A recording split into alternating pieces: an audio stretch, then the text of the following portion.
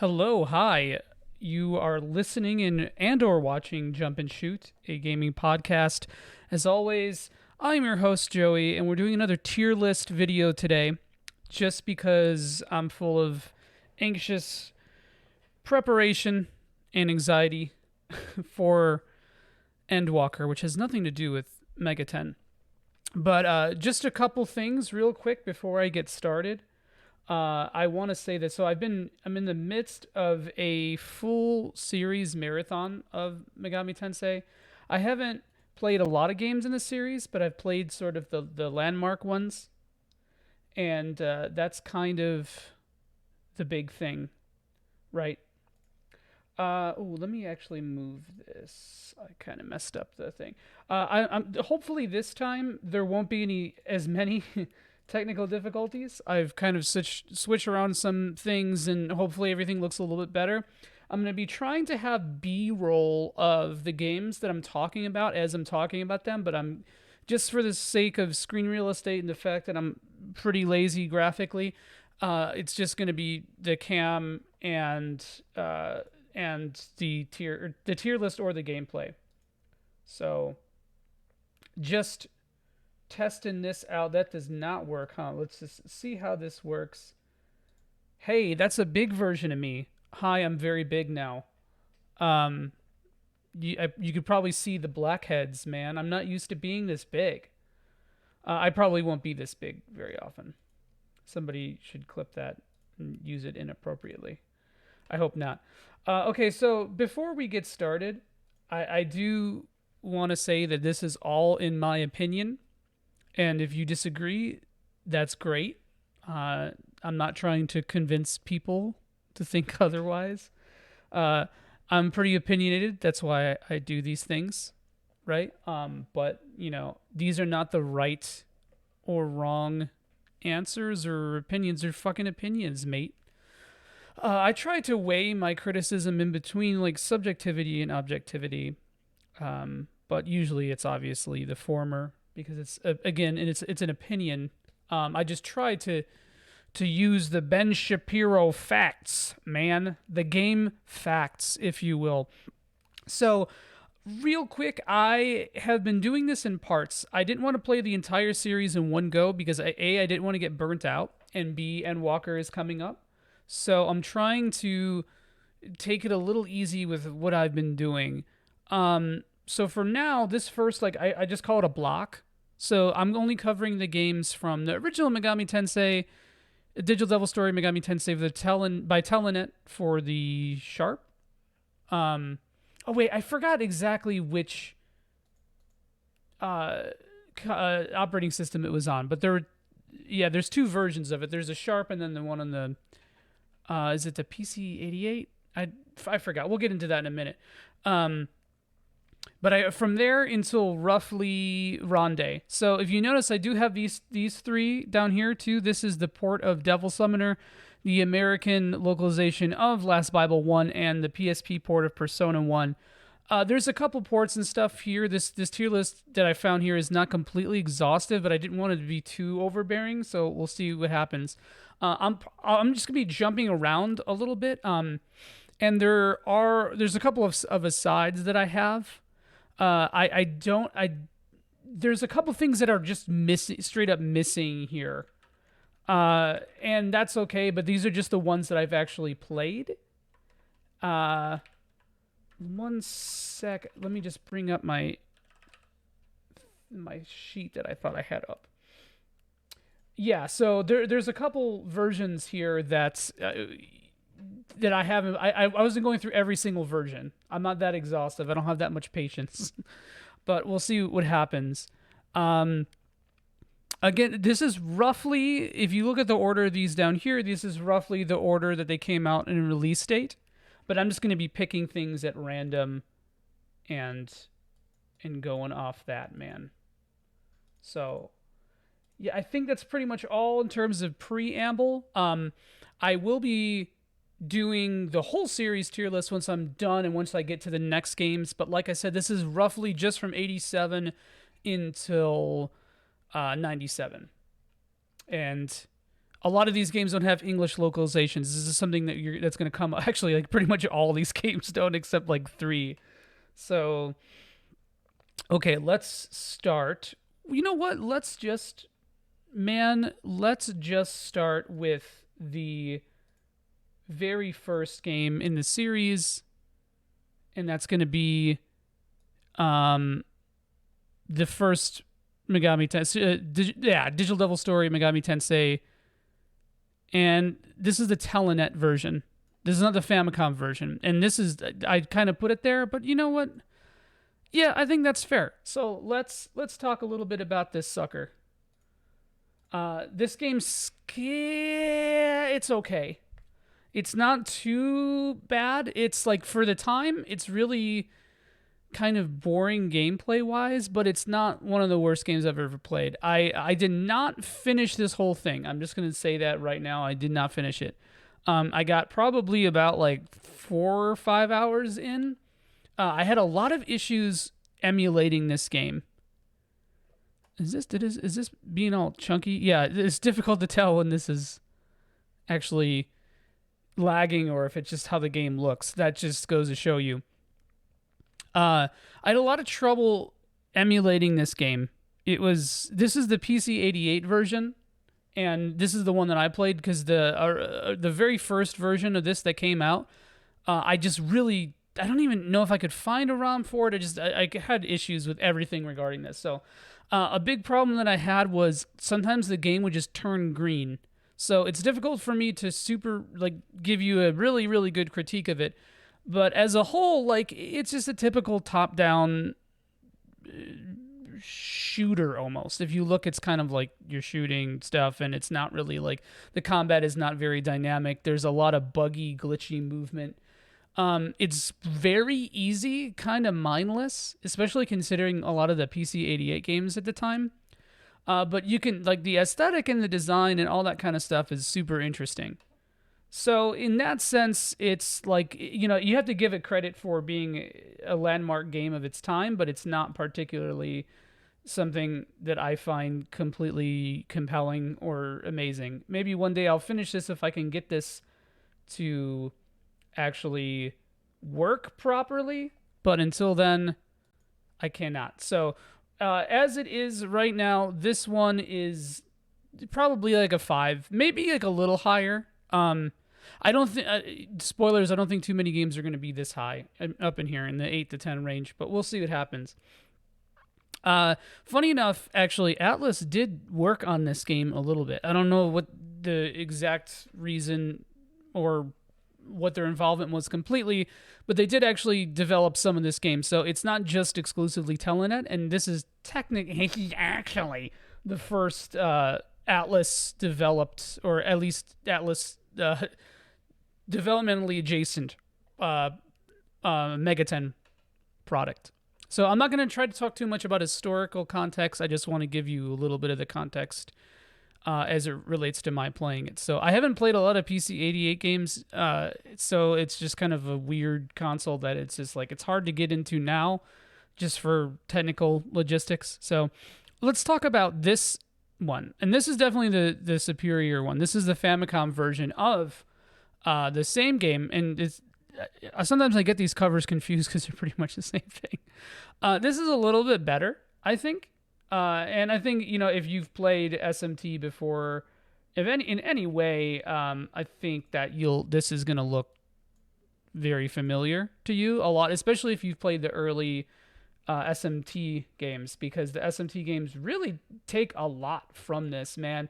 I think one of the things about this game is that people downplay is how similar this is to the series I mean, even SMT5, there's a lot of similarities and analogies and what have you, but it's not drastically different from SMT in my experience, at least in my opinion. So for this marathon, I played the Famicom version, the Telenet version, and the Kyuyaku version of this game.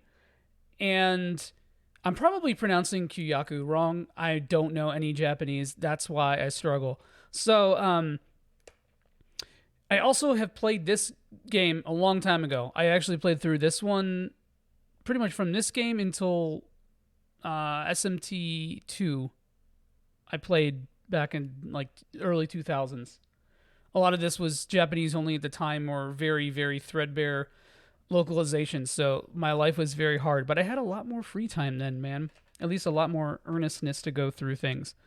But yeah, this game is very slow. There's a million fucking encounters. It obviously feels very wizardry.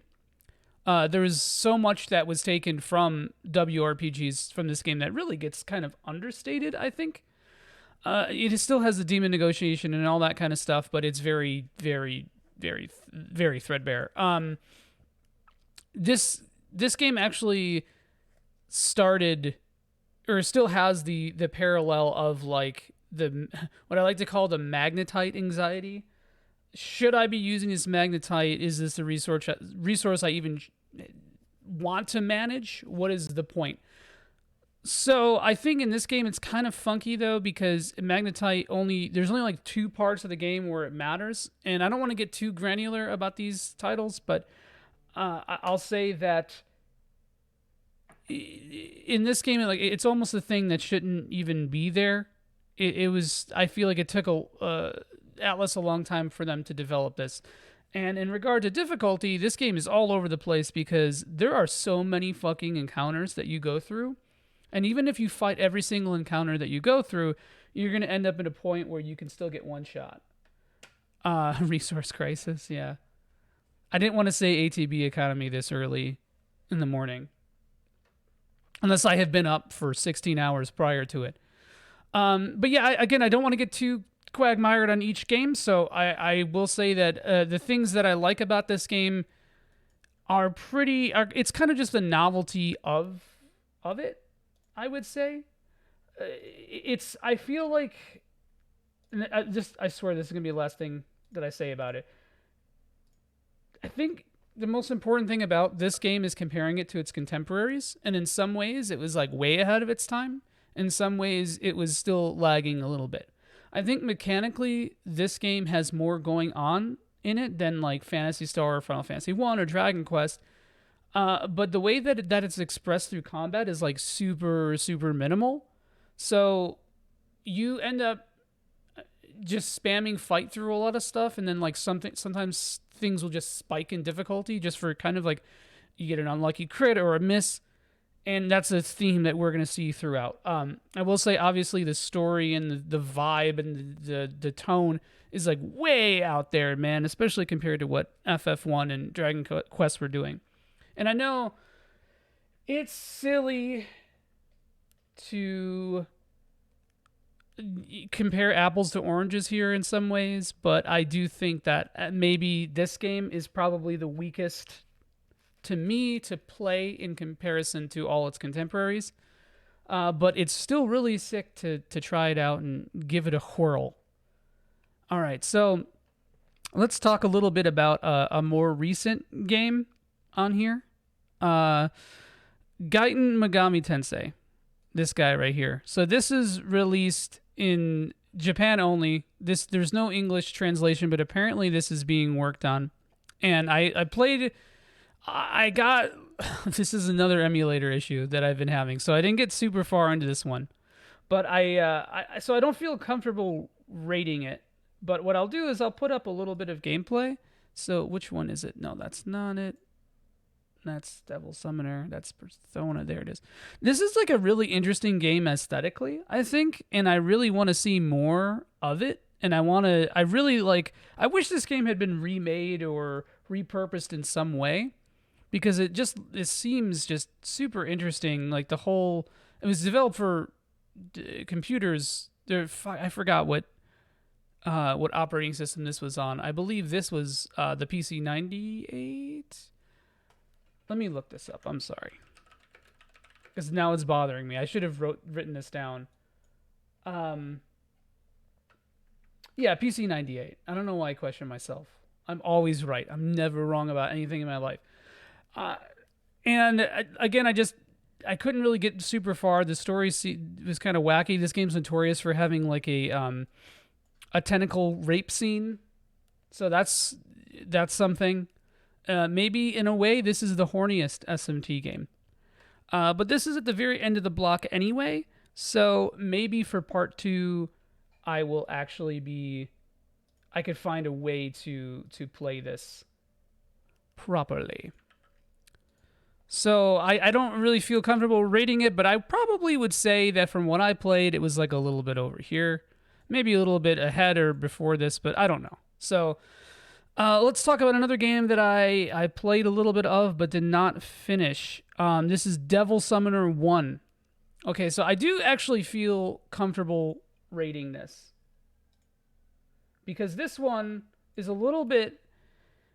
It's a little easier to talk about this game from what I've played of it. Obviously, I was using Google Lens to play some of it. So I got about, I don't know how far into this game, 5 hours, 6 hours, and really awesome mood and vibe comparative to a warm cup of Jello. This game, I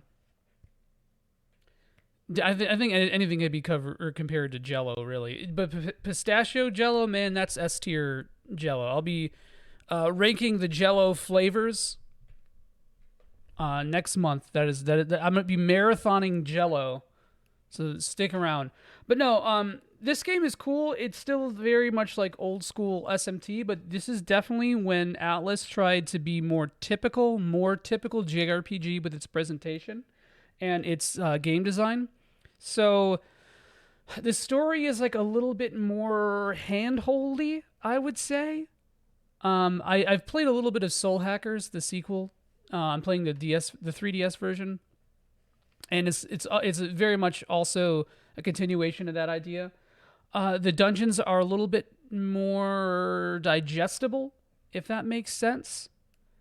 What else about? It's weird as fuck, and it definitely tries to introduce the concepts in the game as more of like a guided experience in SMT. It's not post-apocalyptic. It's a really cool detective story, and it's something, man. I don't know. I don't really have too much to say about this game because I feel like it just rides a lot of the same Megaten beats. The Demon Negotiation had me fucking absolutely frustrated, though. And I think that you can see that this person is also struggling really badly with it. And yeah, but really cool music. The music absolutely rules. If you just go on a streaming service and listen to this soundtrack, because this is kind of the soundtrack that pushed forward a lot of what Megaten would be doing for the next 10 years. So hell yeah. I also there's a Japanese adaptation of this, like a TV show that looks so funny bad. I watched a little bit of it and it's goofy. Where would I put this? I would probably put this above. This definitely would go over the first Digital Devil story, but I don't know exactly where. So we're gonna leave that there for now, and at the end of the video here, I'll talk a little bit about that stuff. Also, another game I have not finished, Ronde. I think this game's reputation definitely precedes itself. This game is oh boy. I'm not a huge fan of the Majin Tensei games. Is the soundtrack available on Kazaa? No, LimeWire, but you have to nuke your family's PC to do it. Maybe Soulseek, actually. You need to download Bonsai Buddy and then run a command line into Kazaa. It's a very it's like running Mednafen, but it's just for that soundtrack. It's very, very underground. So Ronde, as you can see, looks like total shit, and I don't think this game did much to improve on the Majin Tensei formula. The music is interesting, that's for sure. I just like this game. I got about another game I got like 4 or 5 hours into, and before I just the mechanics and everything kind of frustrated me. Also, I had a weird glitch in this game where the backgrounds would turn green in once in a while in combat. And maybe that's the Kazaa patch. It's difficult to say. But it pretty much continues the same gameplay as Majin Tensei, which is look at that fucking Minotaur portrait. Continues the same gameplay as Majin Tensei. It's not particularly engaging. Most of the time, you just park your unit, you park that sucker into like a tile with a lot of defense and watch enemies kill themselves on you, and that's pretty much the entire game. That's actually Majin Tensei in a nutshell, which we'll get to in a little bit. It's funny enough, this game, good luck finding footage of this game after the first couple hours. I think maybe there's like two people in the English-speaking world who have ever completed this game. It's just like I really want to know the story behind the production, because this is a Saturn game, and so was Devil Summoner, and Devil Summoner looks fucking great, and there's not that much time had passed between those games. Ronde came out in October of '97, and Devil Summoner had come out in '95, so it came out before, and it looks so much better. And again, the thing about Majin Tensei, and the reason why I'm focusing on the visuals, and I'll get to this when I talk about Majin Tensei more, but is that Majin Tensei is so bland gameplay-wise. There's a lot of potential. It's a cool concept. That like having visuals that look like this do very little to increase engagement with the game. So this is Dark Atlas. Very Dark Atlas to me. So I did not beat it. I did not get super far into it either. So I don't know, but I would say I actually feel comfortable rating this game from what I played, and it's going right there. I don't know if I would really consider it. It's not like an unplayable game, that's for sure. It's just so fucking like why? Why does it exist? So I think this is a definition of like a 4 or a mid 4 to me. So speaking of that, let's talk about Majin Tensei. So Majin Tensei, oh man, this is definitely better than Ronde. I would put this just maybe a straight 5, maybe a little bit before. And the reason for that is it's how do I really where's Majin Tensei? Wait, here it is. There it is. This, I feel bad for this series because no one ever really talks about it.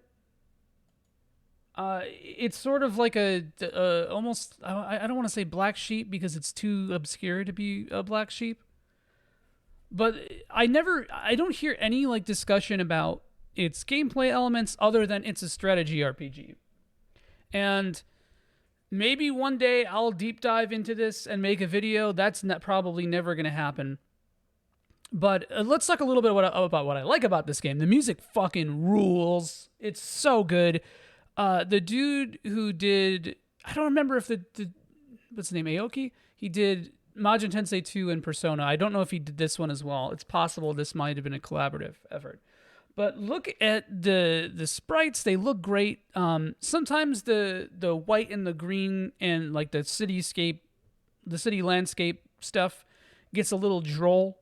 It starts to look kind of samey, but the actual assets look cool. Things stand out. Look at these battle sprites; they're so good. Loa is a beauty here. I just love the UI. I love the vibe of the game. It's an interesting concept, the story, and being like, again, it's a post-apocalyptic story, but it feels like you're like a conqueror for once. It doesn't feel like suffocating and just claustrophobic like the other SMT games do, because it really did. I mean, apart from, opening up from first-person dungeon crawling to this, it is what it is. So that's probably never going to happen. No, you know what I like to do? I like to set an impossible standard so I could think about maybe doing it and then feeling like shit about it. The guilt that binds us, that lights the coals from under our feet. But yeah, no, this game, like I was saying with Ronde, it's a very similar dynamic where you literally park your character, and usually just your character, because your demons don't level up, they rank up, and there's not a lot of interesting things that happen with that. So the demons, for the most part, are kind of just like shields or like batteries for a spell or a heal, and then like 90% of the combat is done with your character. So, I mean, maybe I'm playing it wrong. And if you look, actually, you see those little blue circles? So those heal you. So the whole game is about establishing a position on those circles and just standing there.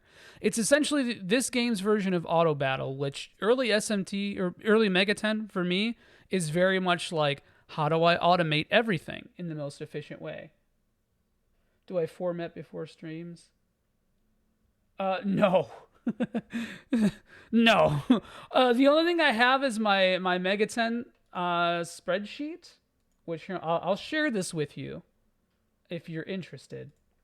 It's a little bit, it's sort of a funky, it's a funky order, but it's roughly in release order.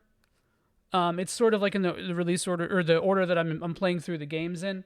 It's kind of idiosyncratic, the organization of it, but it's there. The colors are kind of, they make your eyes burn a little bit, but from a distance, it's easy for me to see. Anyway, thank you for that seems like a compliment. Thank you, Six.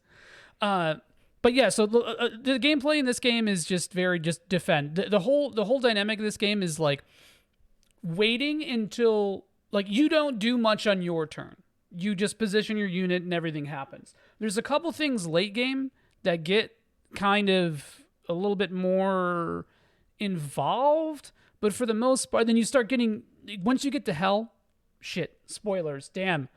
Everyone watching this is now pissed off at me, whatever. You get to hell at some point, and there's like no story in this game pretty much. So, I don't know, I don't feel bad. But anyway, when that moment happens, things get a little bit more interesting. Enemies, it's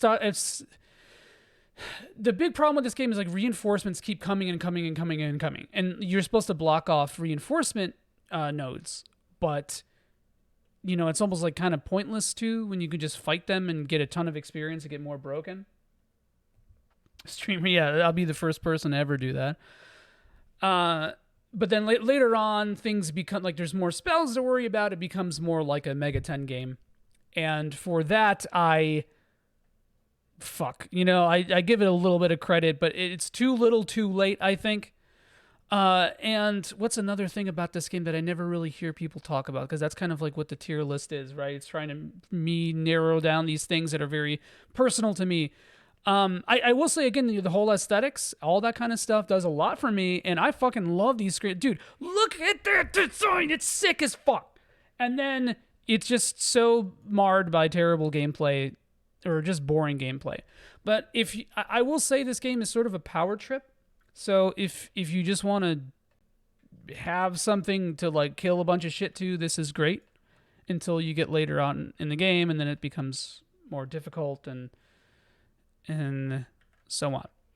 So, okay, so I mean and I will talk a little bit more about this game when we get to Majin Tensei II, which I'll hold off a little bit. I think the artistic merit of it, and plus that cover art, look at that is sweet. That is sweet. Shut the fuck up. The cover art is sick, so therefore it goes probably all the way up here. No, it's definitely above Ronde. I would say it's below maybe even the Telenet, but I don't know. Man. It's pretty equal. This could go either way. Just because I don't want to have these two things lined up in a straight line, so that's the thing. I don't want to get too stuck on the exact placement. Just the tiers. What else? What's next? What's a game that people are a little bit more familiar with? Jack Bros. Hell yeah. This game fucking rules. This game rules hard. I actually love it. It's so it's the whole game is just like a I don't know how to describe it. It's somewhere, but I almost called it a puzzle game, but it's not. It's like a weird navigation sim, and the whole feel of the game is efficiency. Actually, it's an efficiency simulator. How fast can you get through these floors? And you're timed. So every time you get hit, or if you spend too long looking for the keys, which let you go to the next floor, if you spend too long doing that, then you lose time, and then you lose. Period. So not getting this game definitely like it's very rewarding in the sense that like if you know what you're doing, it's great. But is it a game that like it really feels good to grind? No, I don't think so. But it's also that's this Virtual Boy, yeah. It's also very easy for the most part. There's a couple things that might trip you up if you play Jack Frost or even Jack the Ripper, because Jack the Ripper has like an insanely broken attack but like no range, so it makes the final bosses a little tougher.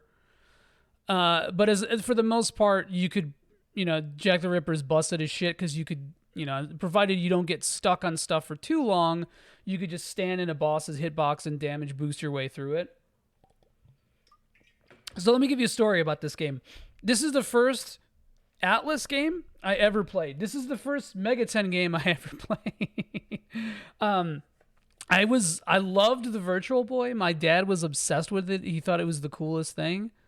And I'm pretty sure this is why I'm legally blind. So I'm like, I don't know what my actual visual acuity is. It's like something like 20 to 50 or something. Even with my glasses, it's really low. So I'm pretty sure my vision's bad because of this game. Not because of Virtual Boy.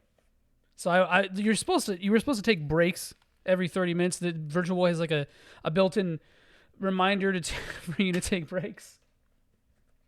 I don't think I listened to that because I was in this game. This game sucks to take breaks too. The whole game you could beat in an hour.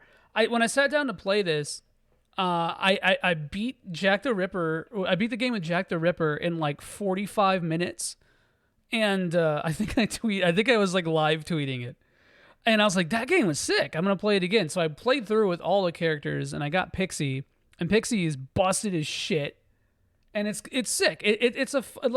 It's kind of like an interesting introduction to a lot of the demons in the series, and it's wild to me that this was the first Megaten game that we ever got. Hey, what's up, Solstice? I appreciate you always coming in and saying hi and hanging out. But yeah, also, Solstice, I hope that you have played this game because it fucks. And what else do I really have to say about this that's interesting? There's actually okay, so Jack the Ripper versus the other two characters who are a little bit more projectile-based. Interesting gameplay dynamic. It almost mirrors like the three archetypes, the three genders of Megami Tensei. So this is interesting. This is the boss, so you could see a little bit more. Maybe. Oh yeah. Also, I forgot to mention this. You have like a super attack that he just used, and I fucking forgot about it. And so I made this game way harder than I should have for no reason because I was binding my gamepad stupidly. So either way, people like meme about this game. It's kind of annoying, actually. Like he's Jack Bros. It's it's peak fiction and I get kind of irritated by that a lot because it's just like hive mind, dumb Discord humor shit. But this game rules, and y'all should play it. It's definitely a game that I would recommend to everyone except for the fact that it's on Virtual Boy, and that dude, this hurt my eyes so bad. Even playing it on an emu, like it just whatever. But it in a when I put it, so I would actually legitimately put this here. I'm putting it over Digital Devil Story though. In the just for it's probably exactly a 6, maybe a little bit higher, like a 6.2 or something. I don't know. Maybe I get 2 pitchfork with these ratings, but I'm gonna put it there just because. Just had beta cartilage. Oh yeah, Yeah. Hmm. Wait, what did you play on Virtual Boy? I'm curious. Also gives me an opportunity to think about what I want to say next. Um, let's do Megami Ten or yeah, Digital Love Story Megami Tensei 2. I like this more. Maybe I'll put it here. Yeah, why not? I like this game more than I like the first game. Oops. Ooh, what the hell? Hold on. One one second. Oh no. Okay.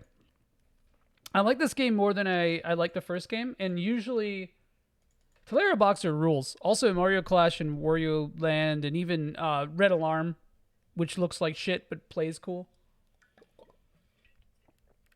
Virtual Boy has some good games. It's just that there's like 15 games on that system, so Wario is it Wario Land? Yeah, I think it's Wario Land.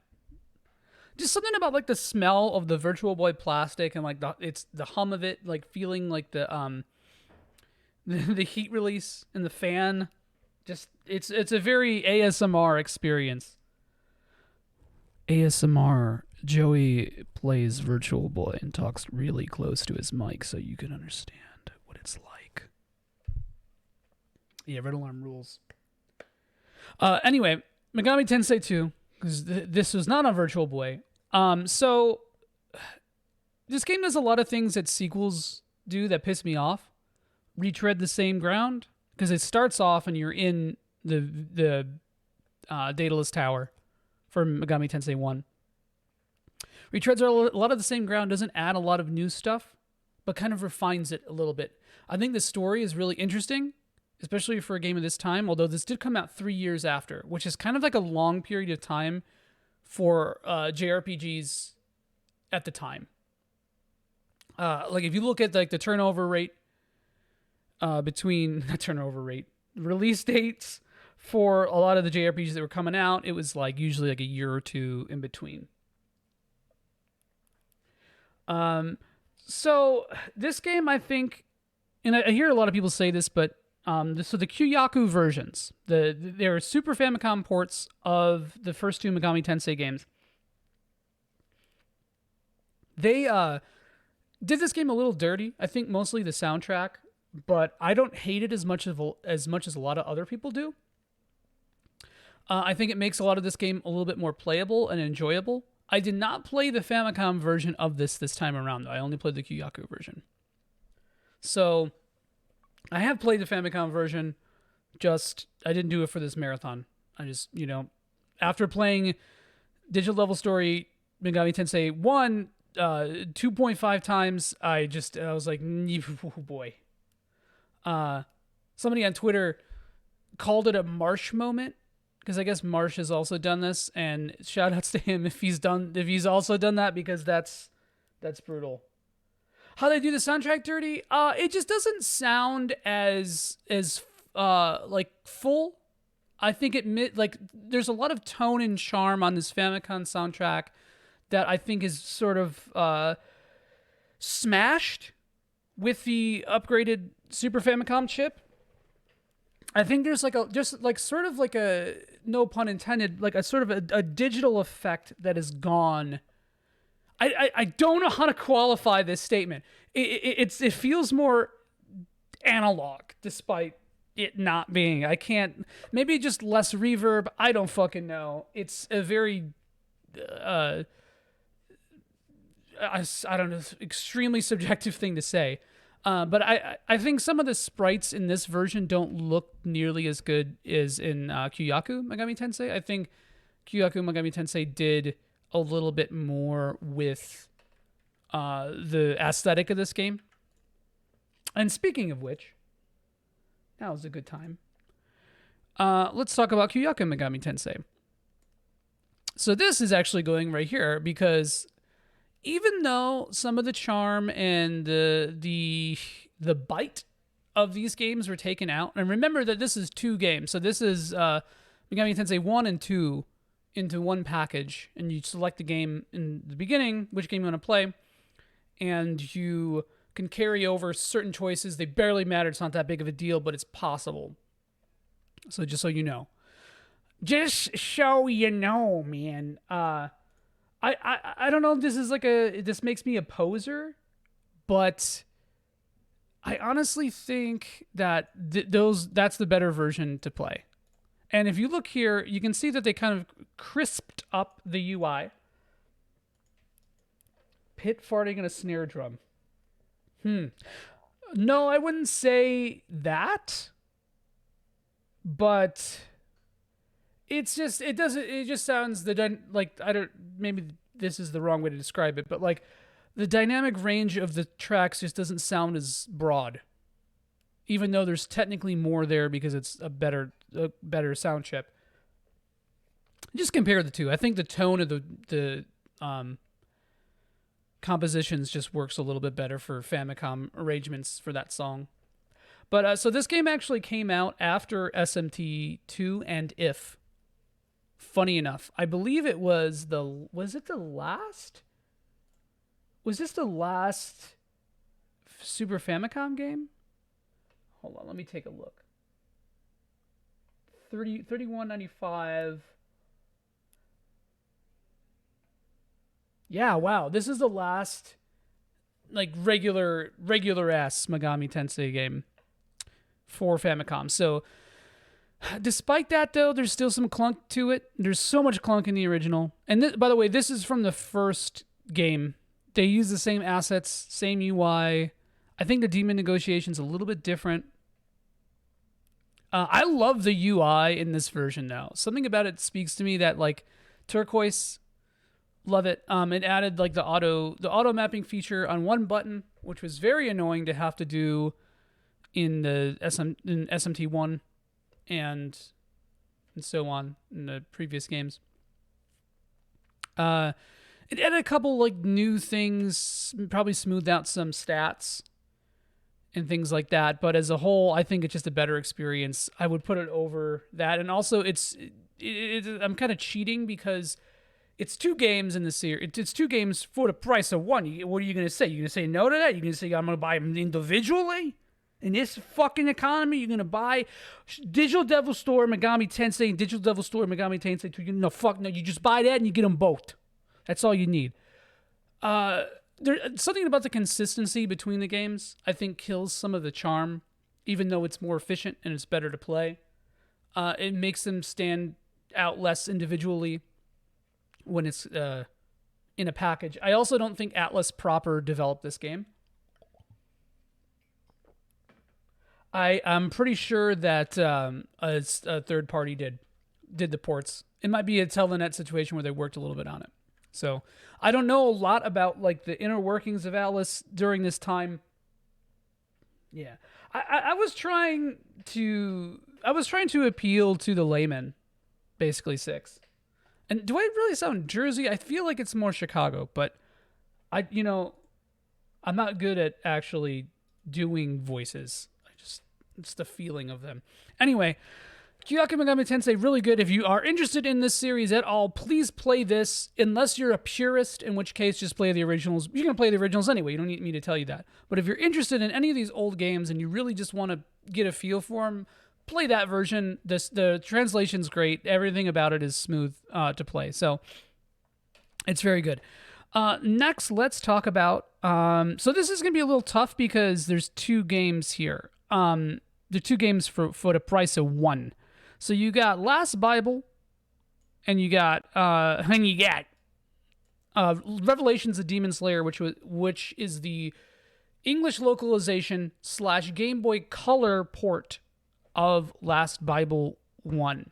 So originally this game came out in 1992 for the Game Boy, then later came out on Game Boy Color in Japan, and then 2 years after that, came out in 1999 as Revelations of Demon Slayer, trying to capitalize on Pokemon, and I believe Dragon Quest 1 through 3 had come out in the GB as well. So, man, a bunch of good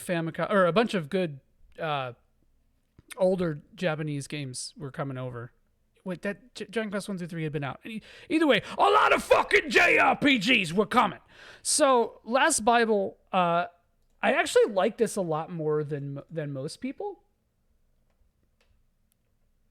I actually think that I would put it over. I would put it over Majin Tensei. And it between these two. Oh, I forgot. Also, Revelations, the Demon Slayer / Last Bible 1 came out on Game Gear. Of a full port, pretty much the same game, except there's a whole different ending, which is not on this tier list. If that was on this tier list, I would put that maybe. So I think this is probably the order.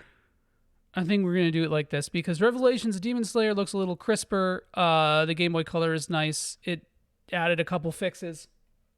I did not play the original Last Bible, but in this marathon, I played the Game Gear version of Last Bible 1, and I've also beaten Revelations of Demon Slayer probably like twice. So let's bring up the Game Gear version. We're going to put some footage. Ooh, shit. Of the Game Gear version, not the GameCube, like I was trying to say. So let's talk about this game. So it's very much the same Megami Tensei 1 gameplay. And remember that this series still was being called Megami Tensei back then. Was it a Gaiden? No, I don't think it was actually Gaiden. I think it was actually just like an actual named, so yeah, because it was called Last Bible originally, but the full name it is actually Megami Tensei Gaiden Last Bible. So maybe, yeah, I don't know. It was a Gaiden turned into a man, a guy. He's a guy. Then what's he trying to be? I don't know.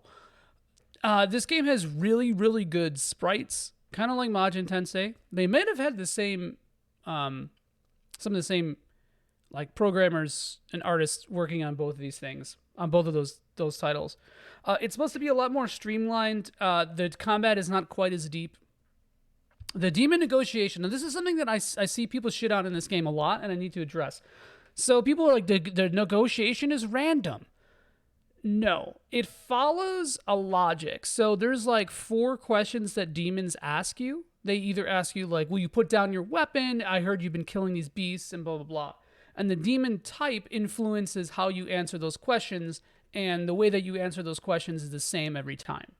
Which I don't think I'm articulating that clearly enough, but I actually prefer that method to the demon negotiation in the other games, even though it's technically more annoying because it could feel like more random because you don't understand the logic of it, and it's not like intuitive. So I get that people shit on it for that. Yeah, it's pronounced Megami Tensei Gaiden. Yeah. Gaiden. The T is, you pronounce the T as well. Yeah, I think that this game as a whole doesn't do a lot that's really interesting, although it does have a sort of like almost Mesopotamian vibe to it, which fuck yeah, baby. I love it. I love to see it. Definitely the brownest Megaten characters. Love to see my culture appropriated by the Japanese. You love it. Okay, so have you played an SMT game before, 6? And then what else about this game? That's okay. So let's talk about the end. So I don't want to spoil anything, but in the original Revelations of Demon Slayer / Last Bible 1, the game has like a sort of rushed conclusion. And in the Game Gear version, there's like a whole other epilogue that sheds a whole lot of light and does a bunch of crazy shit. And I don't want to say that it's like a transcendent experience because it's not. But I think that it adds this depth that is like kind of shocking for this game. And it reminds me a little bit of Saga 1 in a lot of ways. And I love Saga 1. Especially the end of the Game Gear version reminds me a lot of that. It's like subversive. It's very subversive, that ending. So if you're going to play this game, I would recommend playing the Game Gear version. That being said, I do think the sprites look a little bit better on Game Boy Color. Like, these look great. Like, Poonbaba looks hilarious, though. Look at that. And fuck these bees, dude. These bees will... Oh, God. It's like the only difficulty spike in the game, and they're fucking bees.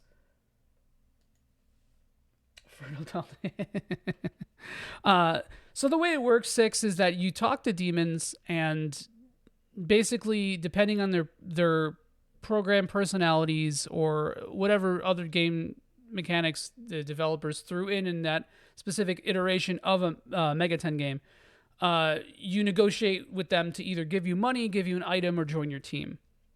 And in this game, it's basically only like they just join your team. In other Megaten games, it was like a little bit more expansive, and it felt like more like a conversation. This kind of feels like you're sort of, it's like pattern recognition. But I would argue that it always is sort of pattern recognition. I don't know. Demon negotiation is a very deep topic in this game. You start getting into concepts of RNG. You start dreading your own existence, and then you forget everything about yourself, and you experience full ego death while you're talking to a demon, both in-game and outside. So, I know, again, I don't want to talk too much about this, but I will say that I like this game a lot more than a lot of other people do, because it streamlines an experience.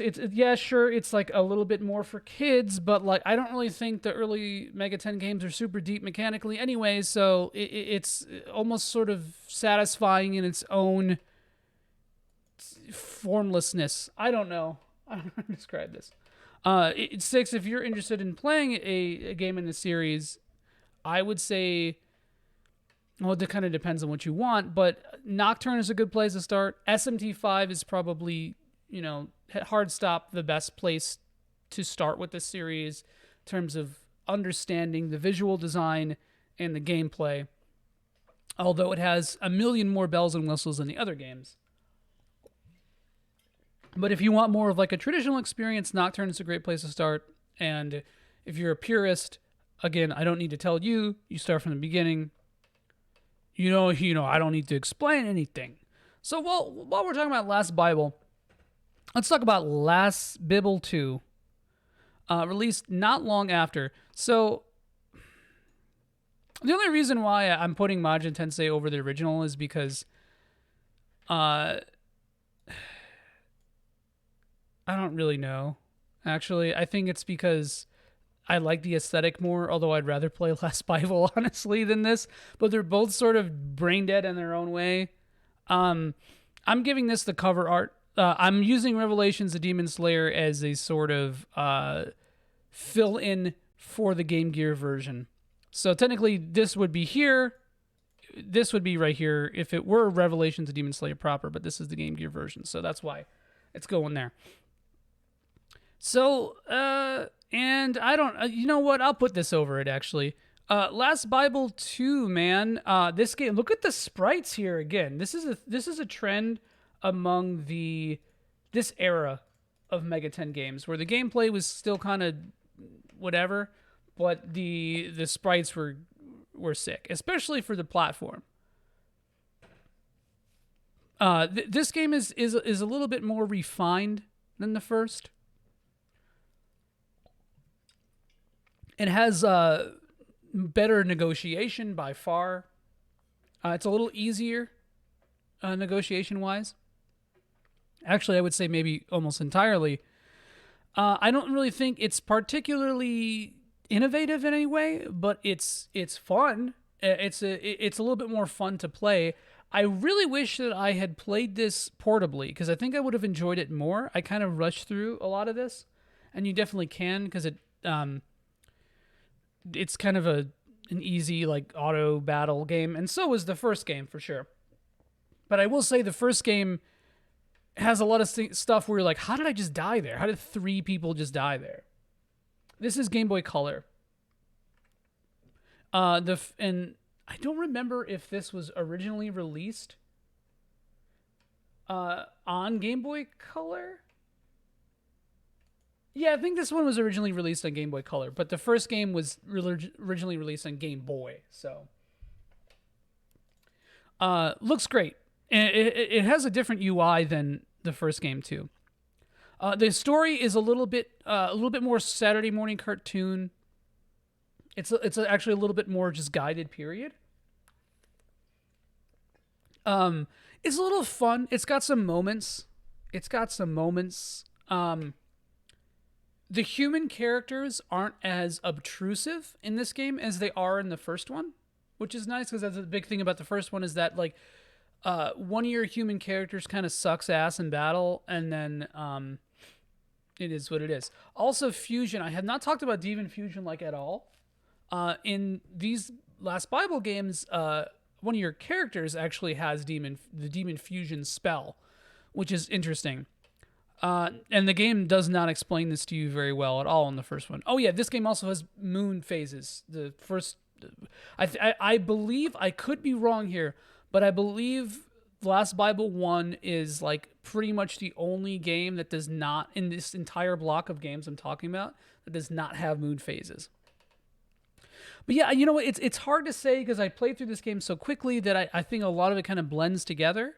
I literally just played through this in one sitting. It's not very long.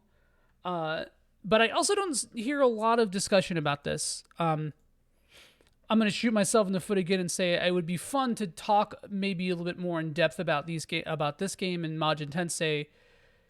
Ideally make a video, but I'm way too lazy for that. Maybe I'll make a podcast one day talking about this. We'll see what happens. But then I have to replay it and get analytical. But either way, unfortunately, in the sake of analysis, there's not that much to really say about this game, other than just like kind of superficial things like I've been saying about it. So maybe that makes it go down a point or two. I don't know. I don't know. I will say that I probably would put this. Let me put these over here. I feel that's a little bit more comfortable. Yeah. All right. What's next? Let's talk about this game. Let's get the games that I don't have a lot to say about out of the way. So I actually did not finish this game. This is Last Bible's special for Game Gear. So this one is a little bit different than the other games in the series, which again, the Last Bible. Oops. Did I just?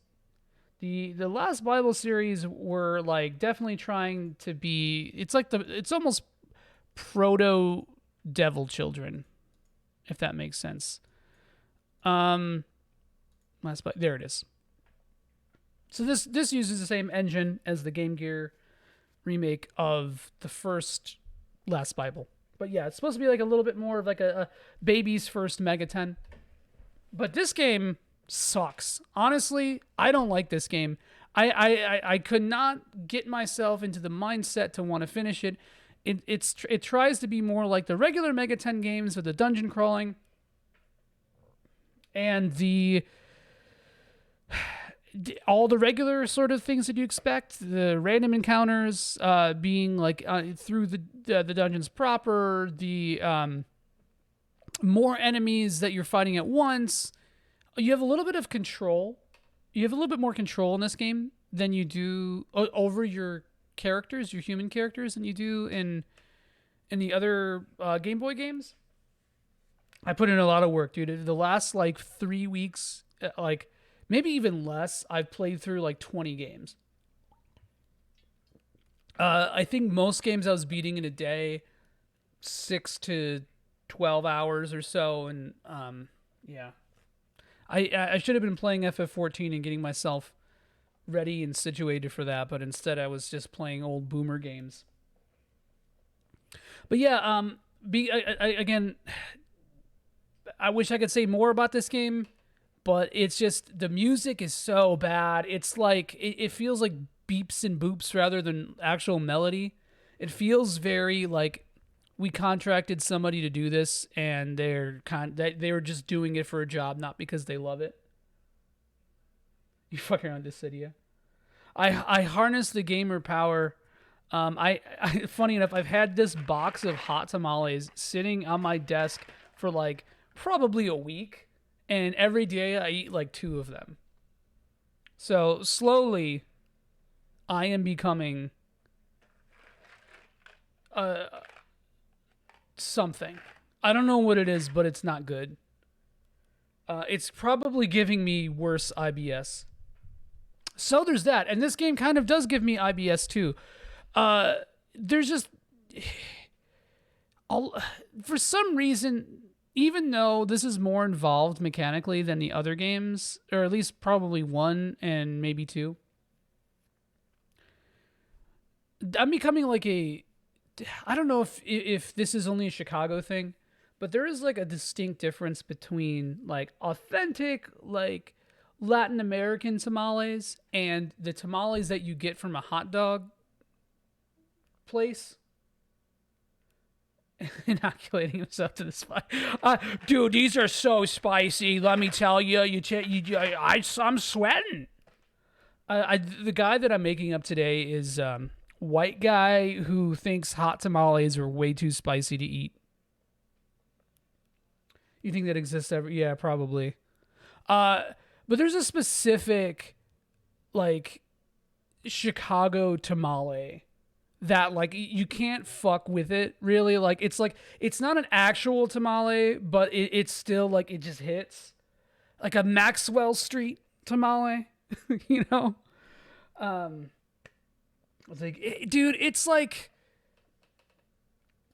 it's the inside of a tamale, but it's not quite the same. It's way cornier. It tastes sort of canned, and it probably is. They're probably frozen and like frozen with preservatives. Dude, I swear it's a thing.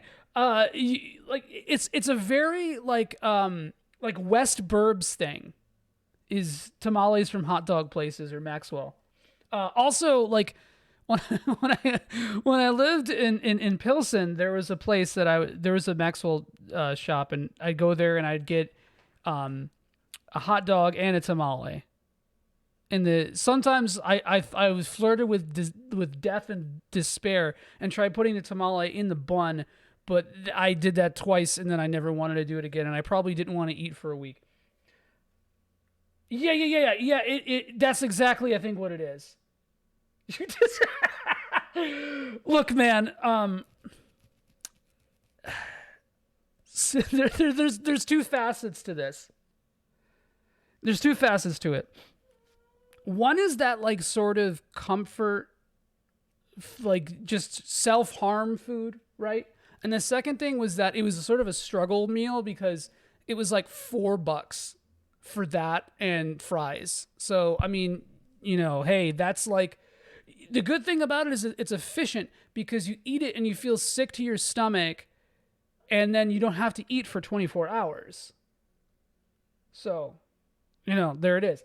And I'm actually talking about Last Bible Special. And I'm so glad this subject got brought up because a lot of this game is this. Again, did not beat this game. Got about maybe 6 hours into this one.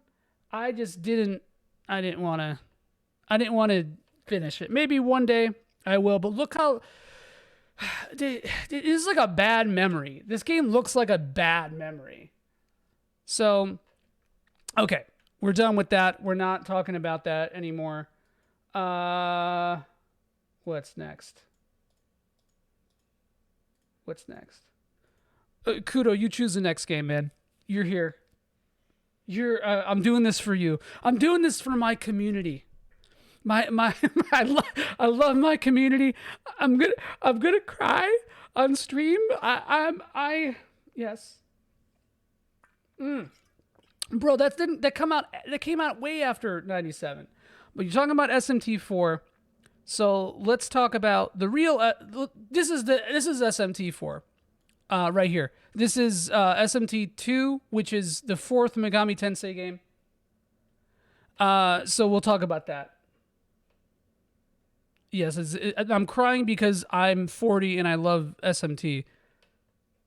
Okay, SMT2, fucking love this game. This is going right here.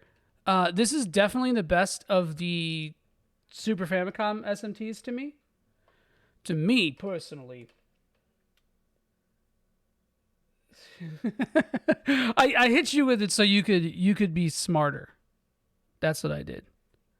Wait, this is SMT1. That's not SMT2. I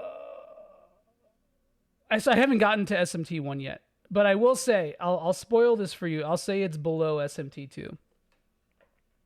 I have to admit that I'm not a huge fan of actually playing the first two games that much.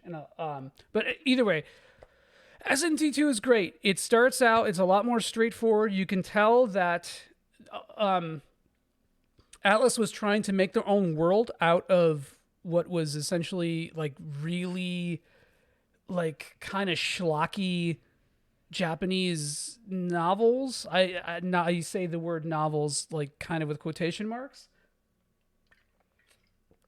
And it was definitely they were trying to figure out what they wanted to do, and like the hardware at the time was starting to get more was just starting to become more technologically advanced. So they felt like they were able to finally tell a story that matched their vision, and I think SMT2 kind of does a lot of that. The gameplay is way more solid. It feels more polished. It's maybe doesn't look quite as good somehow, some way. The atmosphere isn't quite what SMT1 is, at least to me. I like the cyberpunk shit. I love contemporary settings. I love liminal spaces, and I don't think there's as much of that kind of stuff in SMT2. But I do think that this game does the gameplay a little bit better. The fusion mechanics are a little bit more advanced. You have a formation system that feels like rows from Final Fantasy. There's a lot of stuff like that that just makes the game meatier, but it also gets it's much easier, I think. And there's my biggest complaint about this game is that about halfway, 60% of the way through, you start having to do these two very big, long, annoying as hell fetch quests. And you have to backtrack through a lot of the world in esoteric spots to find the items where you need to go. And this game knew that you had to do this shit, so it gives you more options, like you can mark stuff on your auto map. Just the auto map being bound to a specific button is really nice. Funny enough, that changes the game completely to me. It just feels a little snappier, right? But yeah, you have to.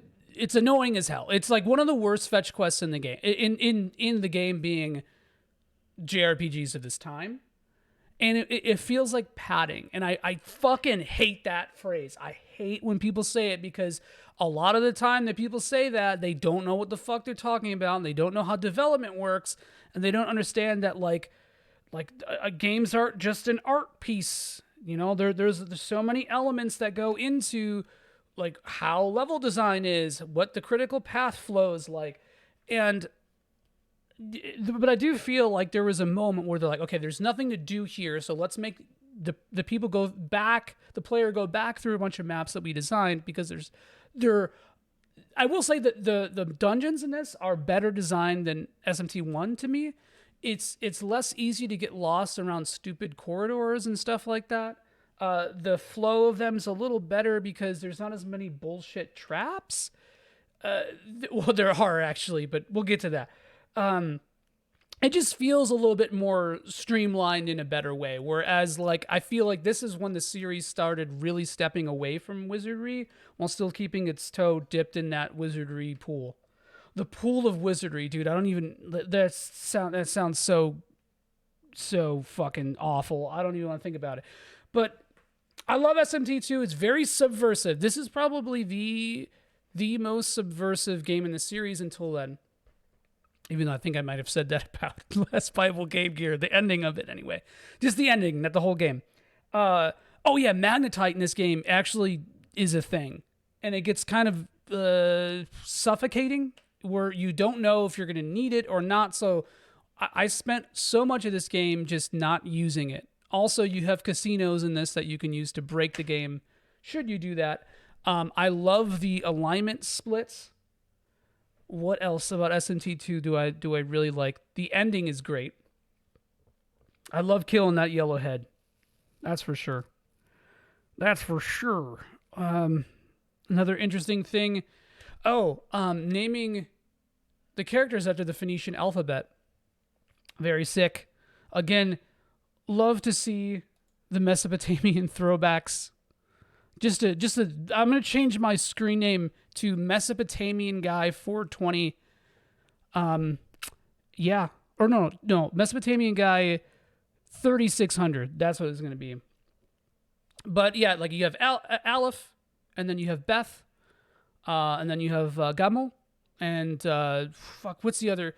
I forgot. There's two other things that are related to that, and they all like have significance to the story, and it's really sick. The way this game flows between plot points is super awesome, and the way that like it sort of subverts the typical JRPG formula. Big mess of. Oh, also you just saw the Christine demon, the car. Hell yeah. There's still some kind of janky stuff with this, which if you look carefully, you see like the demon image loading in before the status screen, which is a stupid nitpick, but there are a lot of things like this. Because even though Atlas are really solid developers, I do feel like they always have had this really crammy style with their programming and visual design. And that was like especially apparent back in the day. Persona 5 and SMT 5 like did a lot to make that more visually appealing, I guess. And I think but sorry, I'm getting ahead of myself. Trying to talk about SMT 2, right? Yeah, no, there's a lot of really cool things that happen with the story in this game. You never feel safe in the same way that you don't feel safe in SMT 1. So we talked a lot about this game, so let's talk a little bit now about SMT 1, because you can't have one without two, man. So SMT 1, which is this guy right here. I don't know if this is a hot take or not. I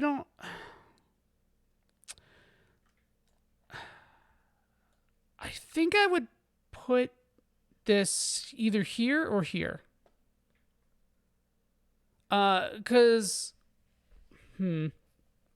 just for the sake of, this is why I left these a little bit open. Basically, my thing is like, this is a 6, and then this is a 6.1 or something like that. I don't know.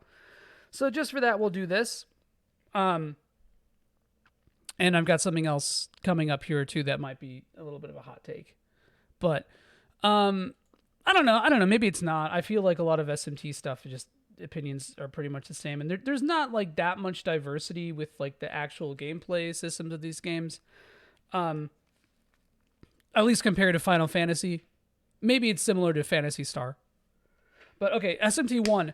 Fucking amazing atmosphere and vibe. I do think some of the graphics or sprites and like landscapes are a little flat, but just this game has this weird visual / like sensory effect on me where I'm like kind of I think I made this joke before, but I'm like kind of synesthetic, dude. I like see things as colors.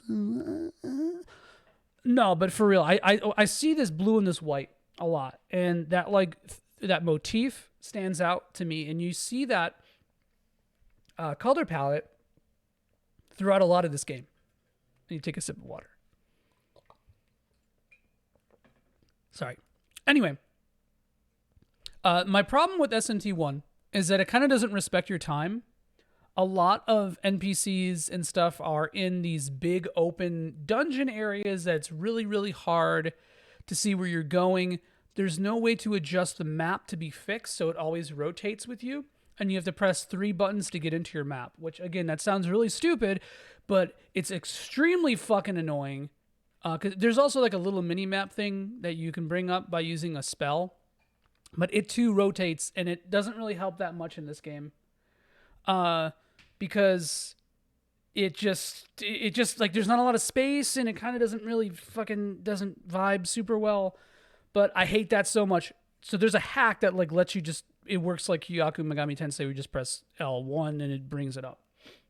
But yeah, that part sucks. The dungeons are not great. There's a couple really good ones. Not 3 different buttons. Sorry, there's 3 different. Okay, so you go to you can see this right here. You go to comp and then auto mapping, and then that's how you bring. So you bring up the menu, go to comp, then go to auto mapping. So 3 steps, I should say, not 3 buttons. just to bring up the map, which is again a confusing map. And okay, I get it. I get it. It might sound like I'm hating on dungeon crawlers, but I don't think the early Megami Tensei games ever do the dungeon crawling dynamic as well as Phantasy Star 1. And I use that as a touchstone for how I judge these things because, I mean, sure, there's exceptions here, for damn sure, and like not all of SMT's dungeons are bad. It's just I hate when you have to find an NPC that you can't see in the map on a big ass map, and there's nothing to mark it with. It's just kind of frustrating. There should have been some kind of visual something. And I think the developers were aware of this because you actually do see very, very subtle visual cues to mark things, but the orientation is always kind of off because the visual fidelity of this game was not nearly as advanced yet. So, we're still in early Super Famicom. So they hadn't got like how to cram this all into the VRAM and fit it all into a cart and have diverse backgrounds and stuff. That being said, look how fucking sick that fusion looks. So sick. And I think they'd actually reuse the same animation for 2, but I could be wrong. Mouse maze mess with random NPC can open. Yeah, yep. And you can't see the NPC until you're on that tile. Fuck that. Ugh, I hate that. And again, like I'm a boomer in a lot of ways. I like old shit. I could get into that new shit sucks trap a lot. Maybe it's because I don't want people infringing on the things that I like. I don't know. I'm a hipster in that regard. I try to be self-aware. I try to be like self-critical of it, but sometimes it happens. That's why I think Final Fantasy II fucks. But in this game, I don't think the gameplay really works too well. It's also extremely fucking easy, but it's so RNG dependent. And let me tell you why. So the best offensive option in this game, because so many enemies hit you with status effects that you have no way of negating most of the time, is to jack up your agility and then use guns with status effects like nerve bullets, which like put charm on. And then with that, you just roll through the game. You auto battle through the game. But it gets to the same kind of gameplay loop that Revelations of Demon Slayer or Last Bible 1 do, where you're auto battling through so much of the game and then randomly 4 your dudes die because, I don't know, you got charmed or something. And I mean, this is an SMT staple for sure, but sorry, I feel like I'm being really negative about this game, but I'm trying to apply this sort of criticism to both one and leverage this criticism to both SMT 1 and 2 because they both handle it differently. Also, SMT 2's final boss is final dungeon. It's a huge difficulty spike. This game has SMT 1 has a couple difficulty spikes, but I would say on average is harder, but the harder parts in 2 are harder than 1, if that makes sense. The ones with compute feel like there's only one good. Yes, I agree. And that's because that's actually a really good point because you don't have magic on your main character.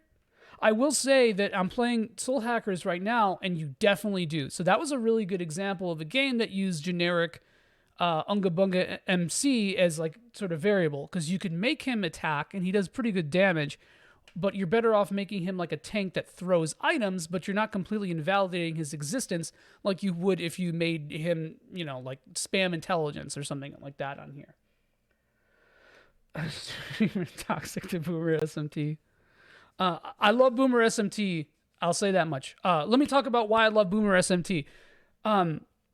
This game has a plot point that you probably know about if you've ever heard anyone talk about this. In the mid-game, not even mid-game, like the quarter or the 1/3 or 1/4 mark of the game that gets fucking real, and it's so, oh man, it's so good. It's like one of the best plot twists in video games, and also the map looks really cool. Look at the colors in here, man. Everything stands out to you like in memory in this like very like sensory emotional way. Even though that shit all looks the same and it's so easy to get confused, you got some Joker vibes with those colors, right? But like look at the sprite design, the demon design. all that kind of shit just looks, it's just such a good package that it almost offsets all the annoyances of it. And this is why I do not think that Megami Tensei 1 and 2 are drastically different from SMT. I think a lot of people say, oh, SMT is when they really found their vibe, and maybe like gameplay or maybe narratively, but not gameplay wise. We're still running on the same tropes that we saw in Megami Tensei 1 for Famicom with this, in terms of dungeon design, in terms of some of the negotiations, still a little wacky, stuff like that. But like the characters in SMT1 are really interesting. There's like the environments are super interesting. Maybe like the most, probably one of the most interesting environments in the series, like thematically, I think.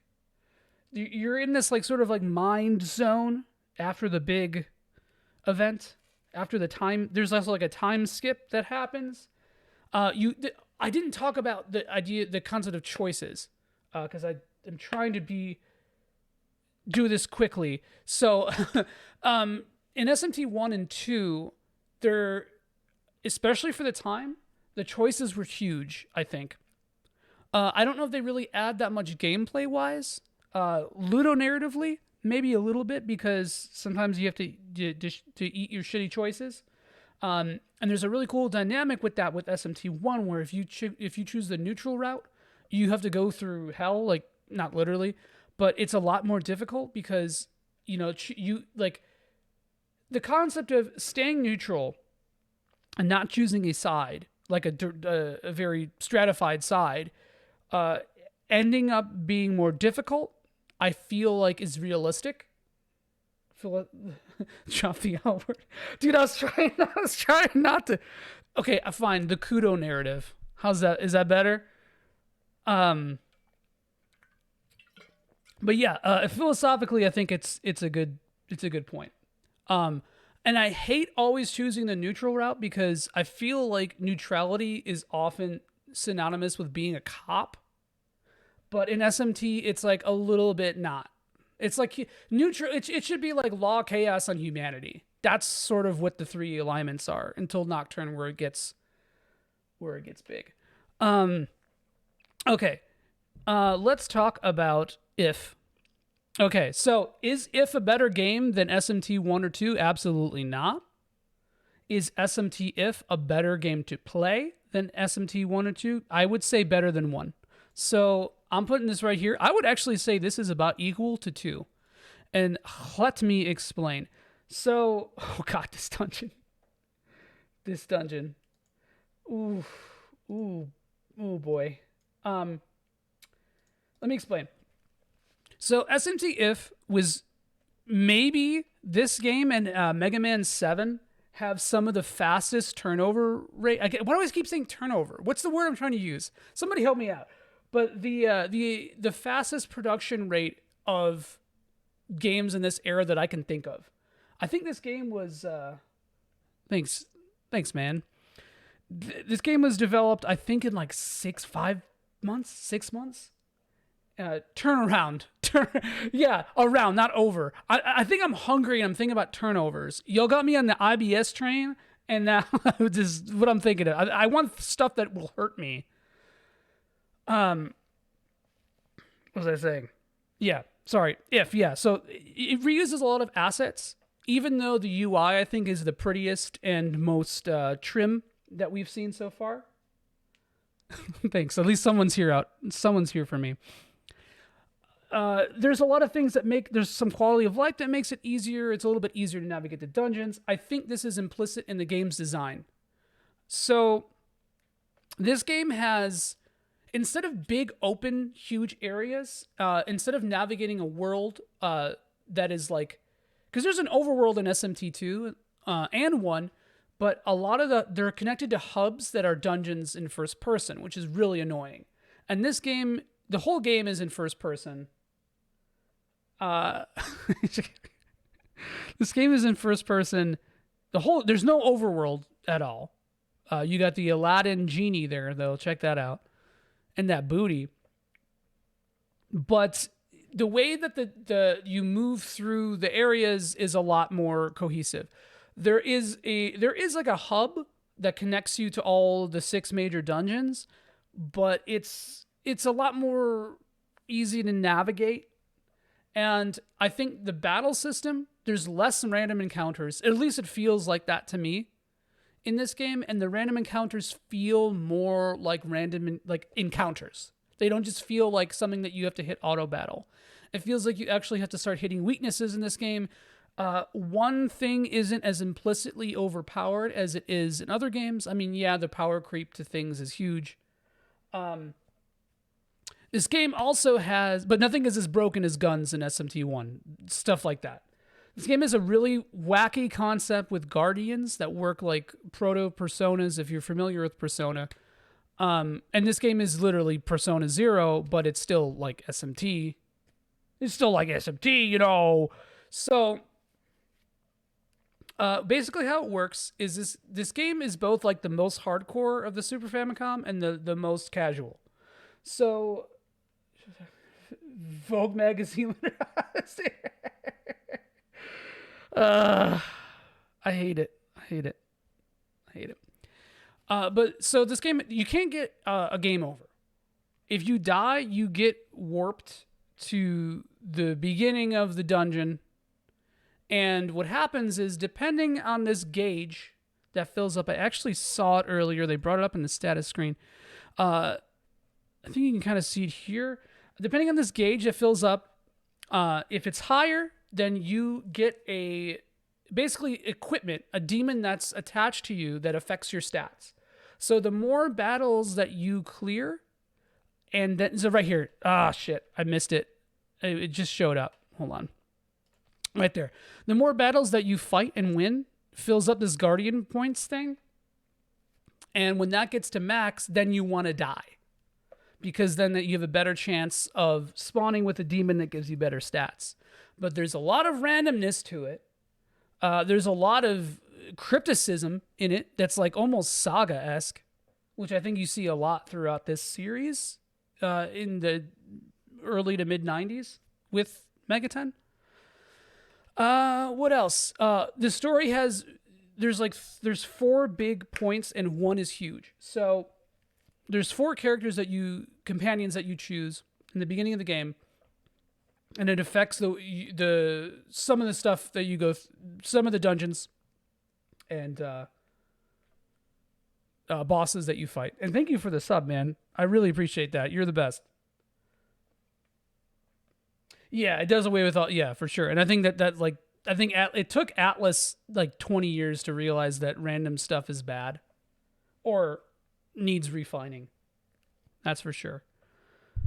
But yeah, I like this game more to play because it just feels more streamlined while also feeling challenging. The encounters just feel better. The bosses feel better. Because the game, if you just play one path, it's way shorter and it feels way less frustrating. But the problem with it is that the 4th route, it's like a secret route. So once you beat the game, you have access to a character that changes the fucking whole thing. And it's drastically different. The dungeons are different. It's probably a little harder. But the biggest thing about this game that can just fucking die eternally is the sloth dungeon. And we were talking about padding earlier, or things that developers do, especially in JRPGs, to sort of impose grinding on you. And the sloth dungeon is, dude, it's that.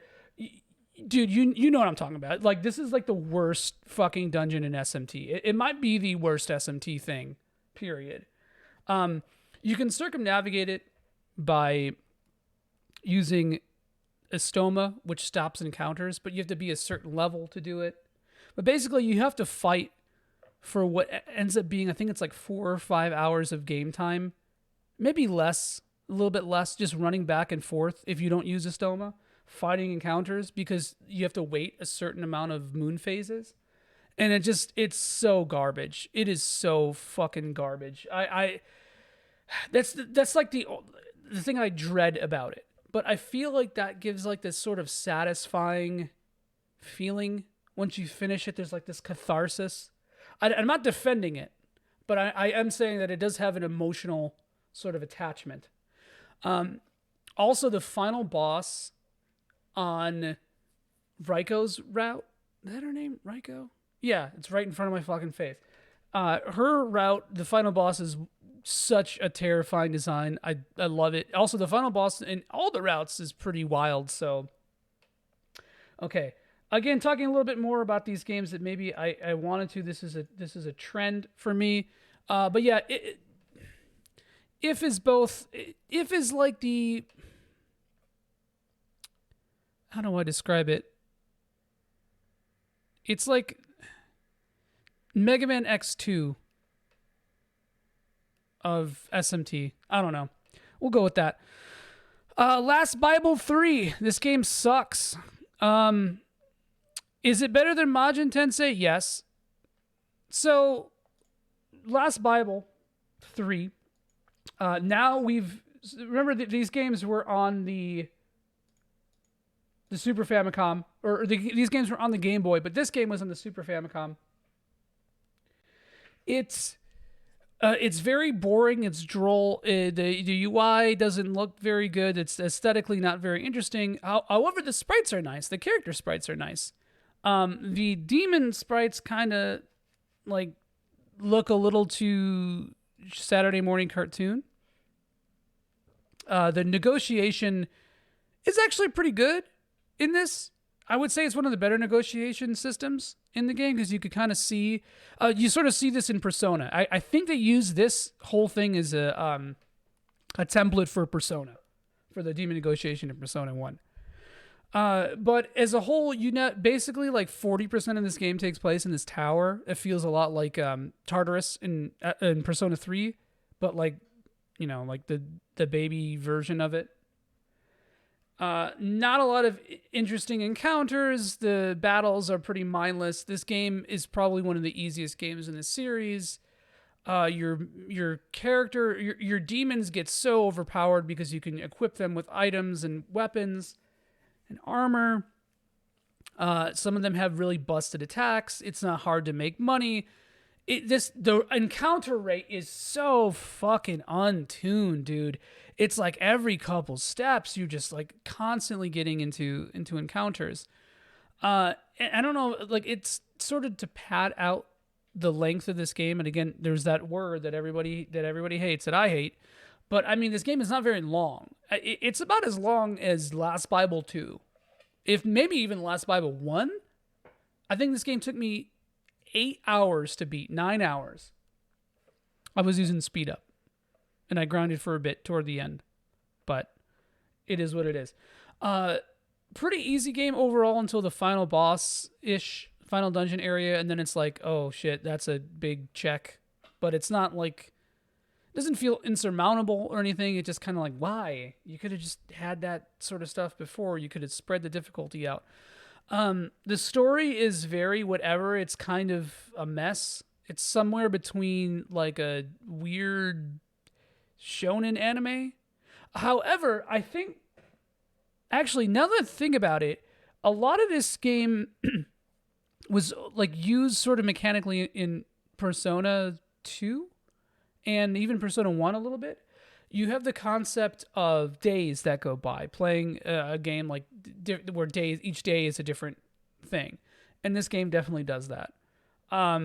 You wake up in your town, you do your morning habits, you eat dinner with your family, you do your thing, and you go to the tower where the fucking 40% of the game is, and it sucks, and it's boring. But it tried to tell a more typical JRPG story in a better presentation than the Game Boy games, but I don't know if it really... I don't think it does too much to prove that it's worth existing, if that makes sense. I really feel like Atlas was kind of pooping these games out really fast, and I don't really think that a lot of them were super refined. But it gives you a lot of stuff to talk about, that's for sure. The problem is because a lot of these games are sort of the same, you end up rehashing points.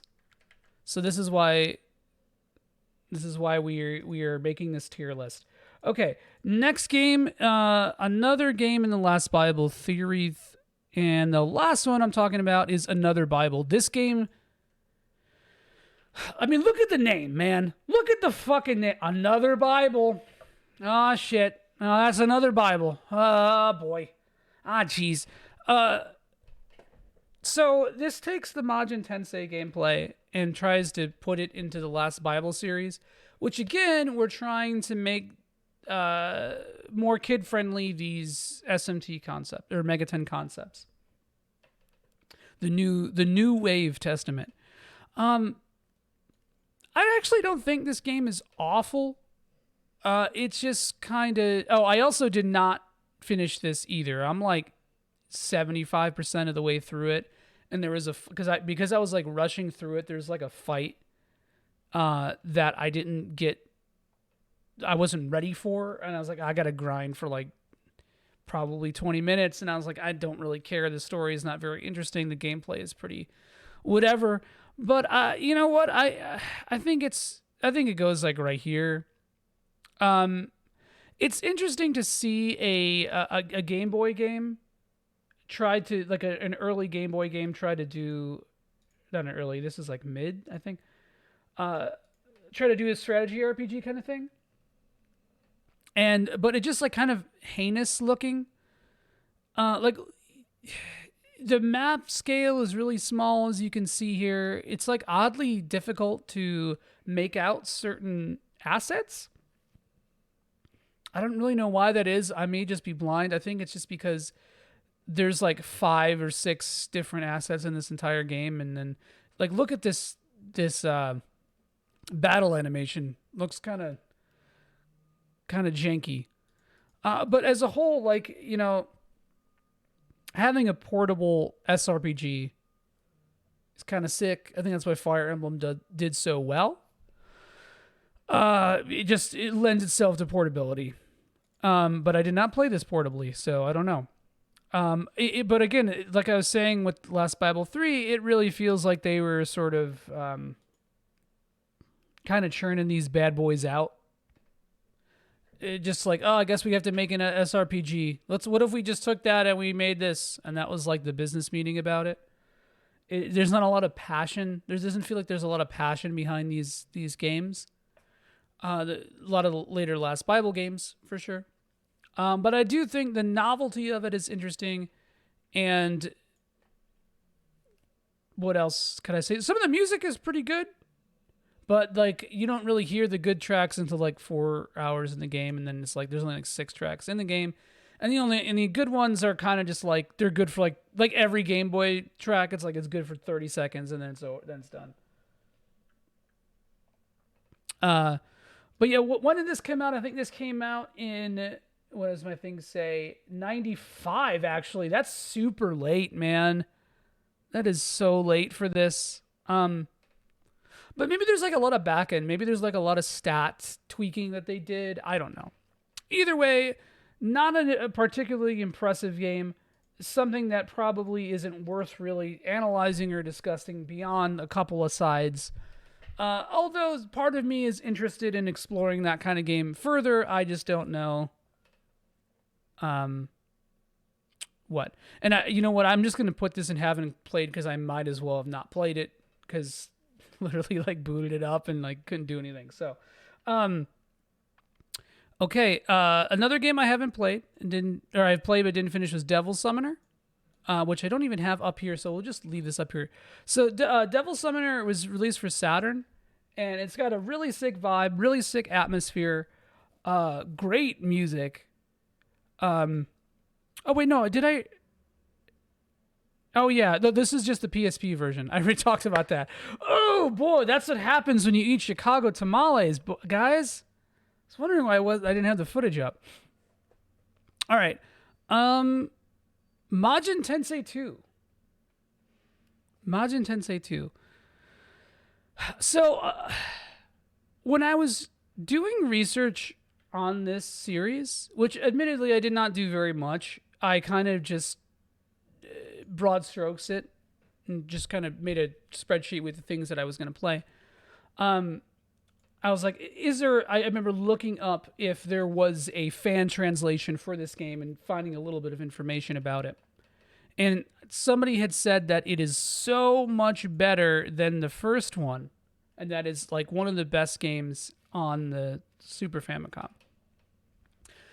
I don't agree that it's so much better than the first one, but it's definitely a better game. Like it's like unequivocally a better game to me. There's just more mechanics. There's more things to do. The game feels more fleshed out. It feels like there's more attention to the maps. The maps seem larger. It's a little bit less stay in one place the entire game. The battles are less spammy. Each enemy is stronger, but just the challenge is not about throwing 8 million units at you. It's more so about, actually having to use some strategy. The demons are useful pretty much throughout the game. But I would put this probably...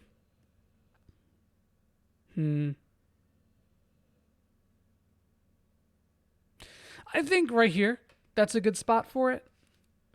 I don't know if it's better than Digital Devil Story Megami Tensei 1.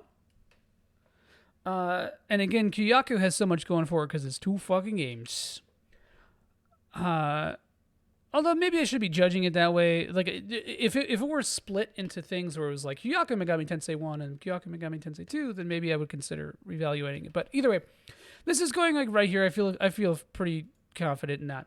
So this game, like, okay, look at the map. Look how much better that looks than the original Majin Tensei. It looks like Super Robot Tyson, right? A little bit. Am I wrong? I don't really like the angled isometric view. Is that what would you call that? Is there like a specific term to describe? Oh, I actually remember this mission very well. But like sometimes that like kind of, because it makes everything sort of look like a diamond, right? And I don't really understand why they did that. I don't get that at all. Because it makes things a little bit more oddly confusing, I think, but it also kind of makes it look more futuristic in a weird way. The perspective is different. But it's isometric, yeah, but I don't know what the angled isometric thing is called. I know there's a term for it. Okay, so the combat sprites to me kind of look bad in this, at least compared to Majin Tensei 1. They look fine. They look nice. It just, Majin Tensei 1 proved you can have these like super detailed sprites with great backgrounds, and I think the backgrounds are fine, but as a whole, I don't think the game looks as good in battle. And just like sometimes having to navigate things visually is a little bit more difficult in this game because there's more shit. I got too much shit on me. There's more shit on the screen and the view and all that kind of stuff. But it actually does tell you a lot more information. Things are a lot more straightforward in this game. It's just a better game to play. And again, looking at the map, you can see that it's more detailed. There's more places with, like the little forests give you defense. The buildings, you can't always climb them with all your demons. The maps are more involved. And one thing I didn't touch on in Majin Tensei 1 is that game goes on for fucking ever. There's like 60 or 70 missions in that game, and I was burnt out by like mission 13. And in this game, I think there's like 50 missions, maybe. Thanks, man. I'm glad you caught it. Like 5 missions, and I was burnt out at maybe like 27, a little bit more than halfway through it. But I do think the game is solid. I think it's sort of underlooked when it comes to SRPGs, and this is the game that makes me really think that they could have done something special with the Majin Tensei series. But remember what came after this? It was Ronde, and that didn't do super well, and they pretty much shelved the series because of it, even though there were like mobile games and shit like that came out after. Oh God, what are the names of Blind Thinker? I think they're mobile game continuations of the story and what have ye. But either way, if you're interested in SRPGs, I think it's definitely worth checking out. You have a little bit more dynamics with the characters you recruit, and your second party member is really solid in this. It's kind of cool what you can do with your with both party members. You have a lot of diversity with like your builds compared to the first one or a lot of Megaten. And the music. The music is absolutely full of bangers. Dude, so good. And one of the, again, I said this earlier, but one of the composers of this game did, I believe it was Aoki. Let me fact check. I'm still like, yeah, Aoki. I'm still kind of like a nubile in terms of the production aspects of this series, so bear with me. Just young and fresh. Ooh, God, that's disgusting.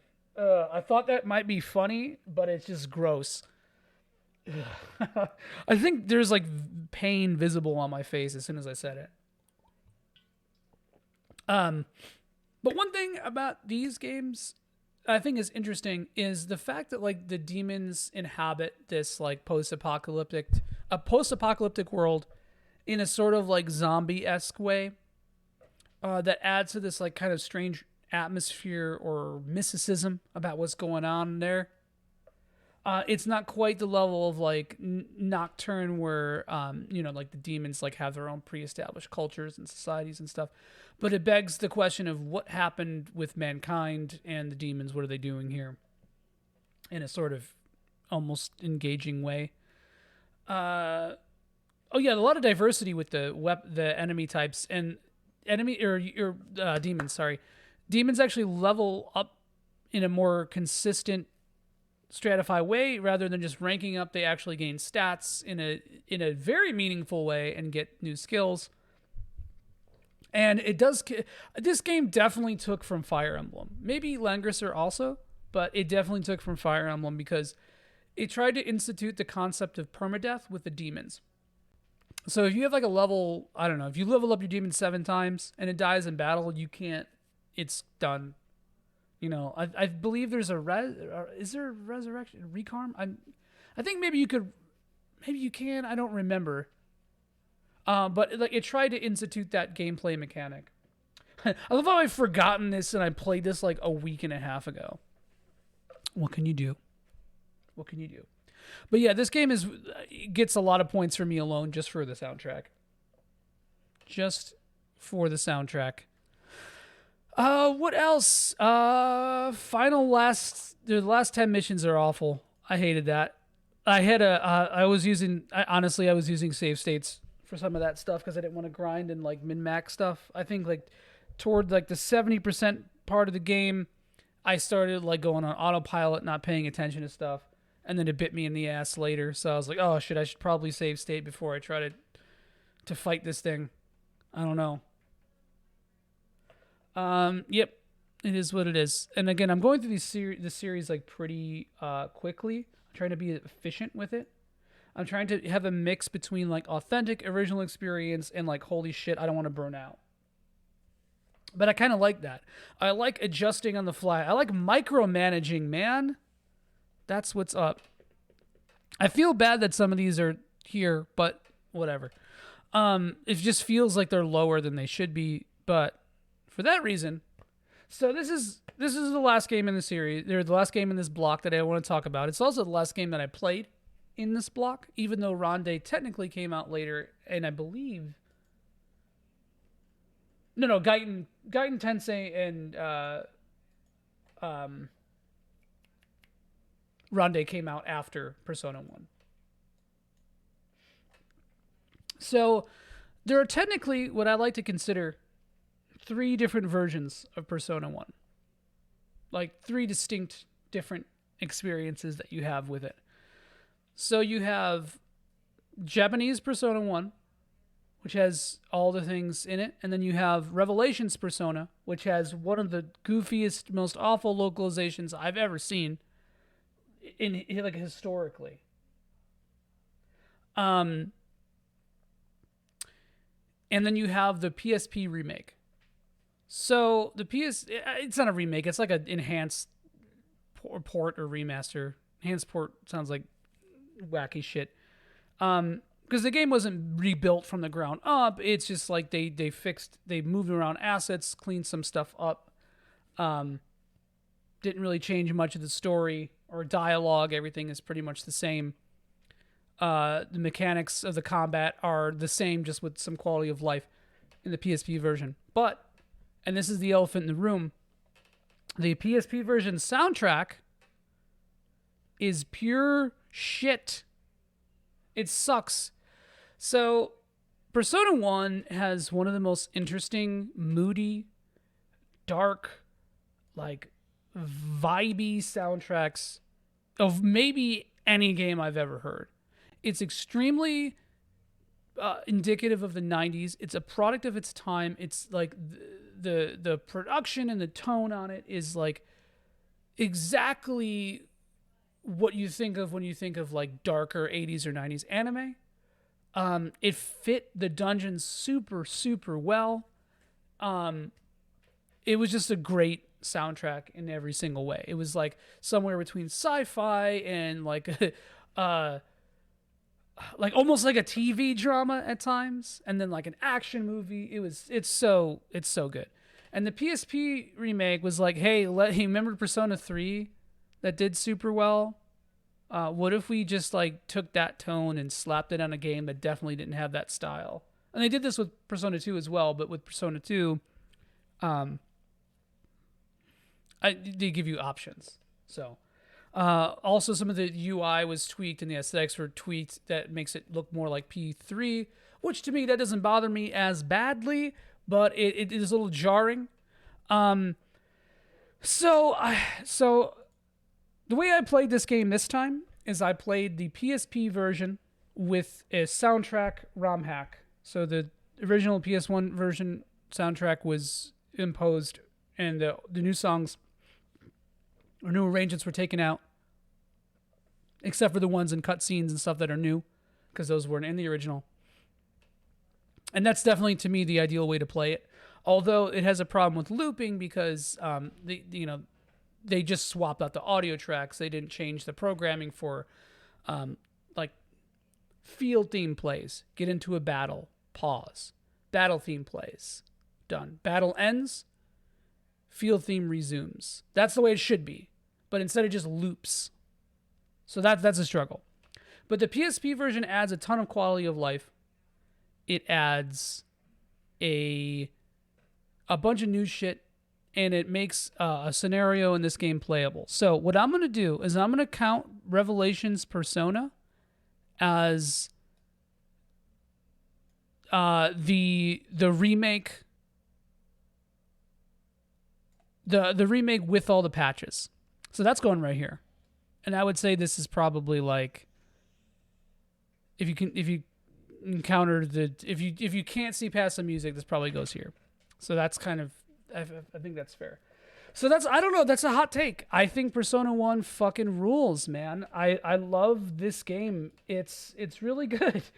I think a lot of people play this game after playing Persona 3 or 4 and think that it's just not as good as those games, or it's missing the quality of life and the streamlining and the attention to the player's feelings.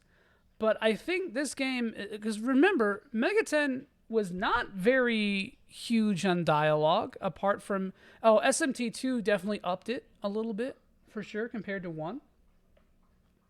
But as a whole, Mega 10 was not really like incredibly narratively driven.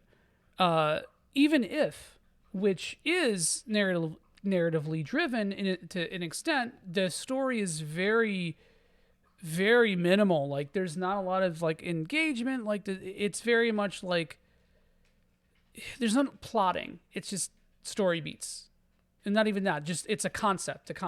You're doing concepts. It's a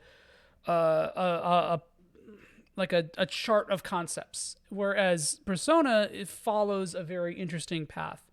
So early on in the game, you go into either what is called the Sebek route, or Sebec route, or the Snow Queen quest. And both of those are drastically different. You have different party members, although you can kind of choose which ones to recruit.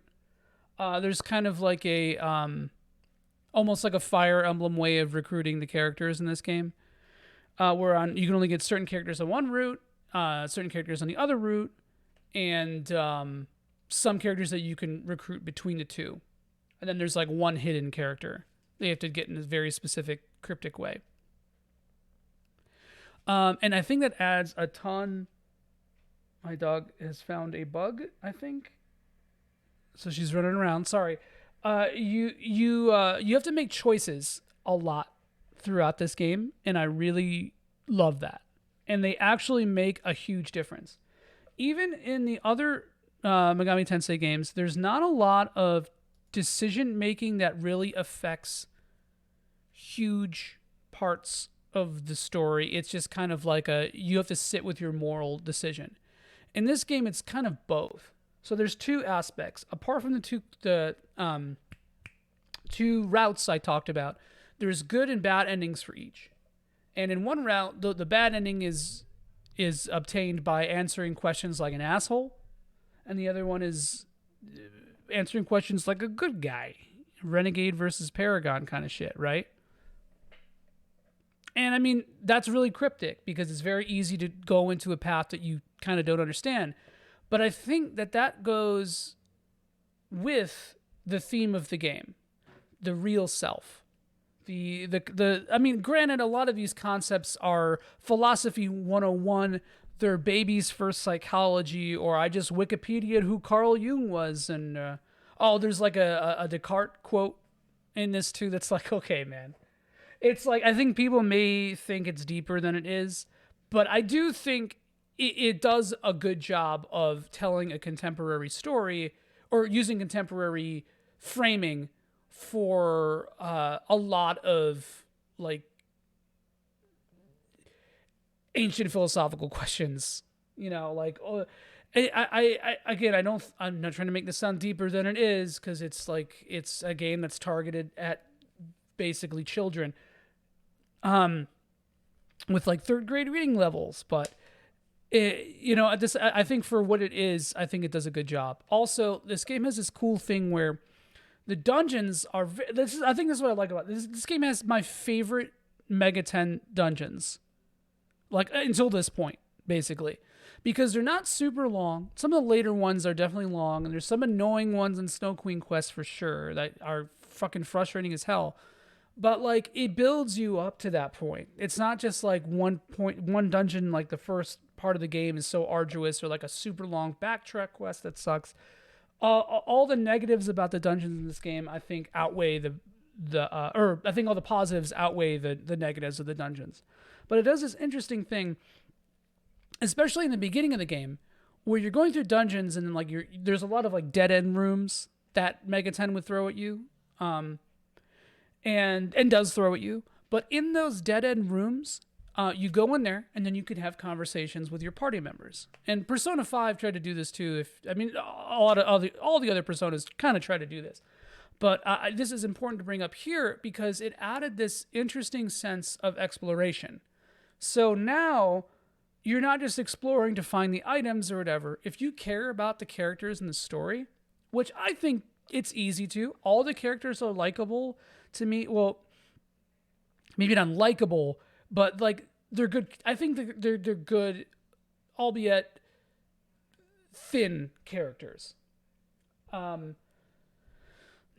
and Mark are like the pretentious kid versus the delinquent archetype for sure, and they have that like that almost buddy cop dynamic where they're just really shitty toward each other, but they care about each other.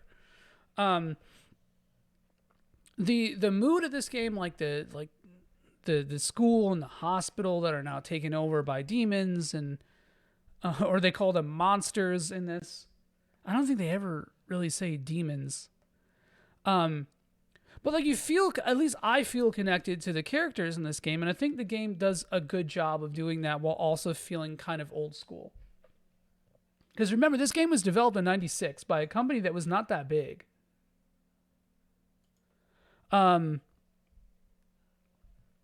Yeah, it took a while for, I think, Atlas to really get their story chops in order, and I still think they were struggling with this.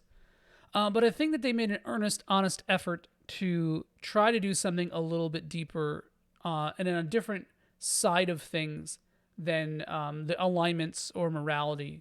And I think like the different routes in this sort of emulate that experience. Sorry, I knocked the mic. Sort of emulate that, or at least run parallel to the alignment system and choices in Megami Tensei proper. And this game has an extremely rewarding fusion system, I think.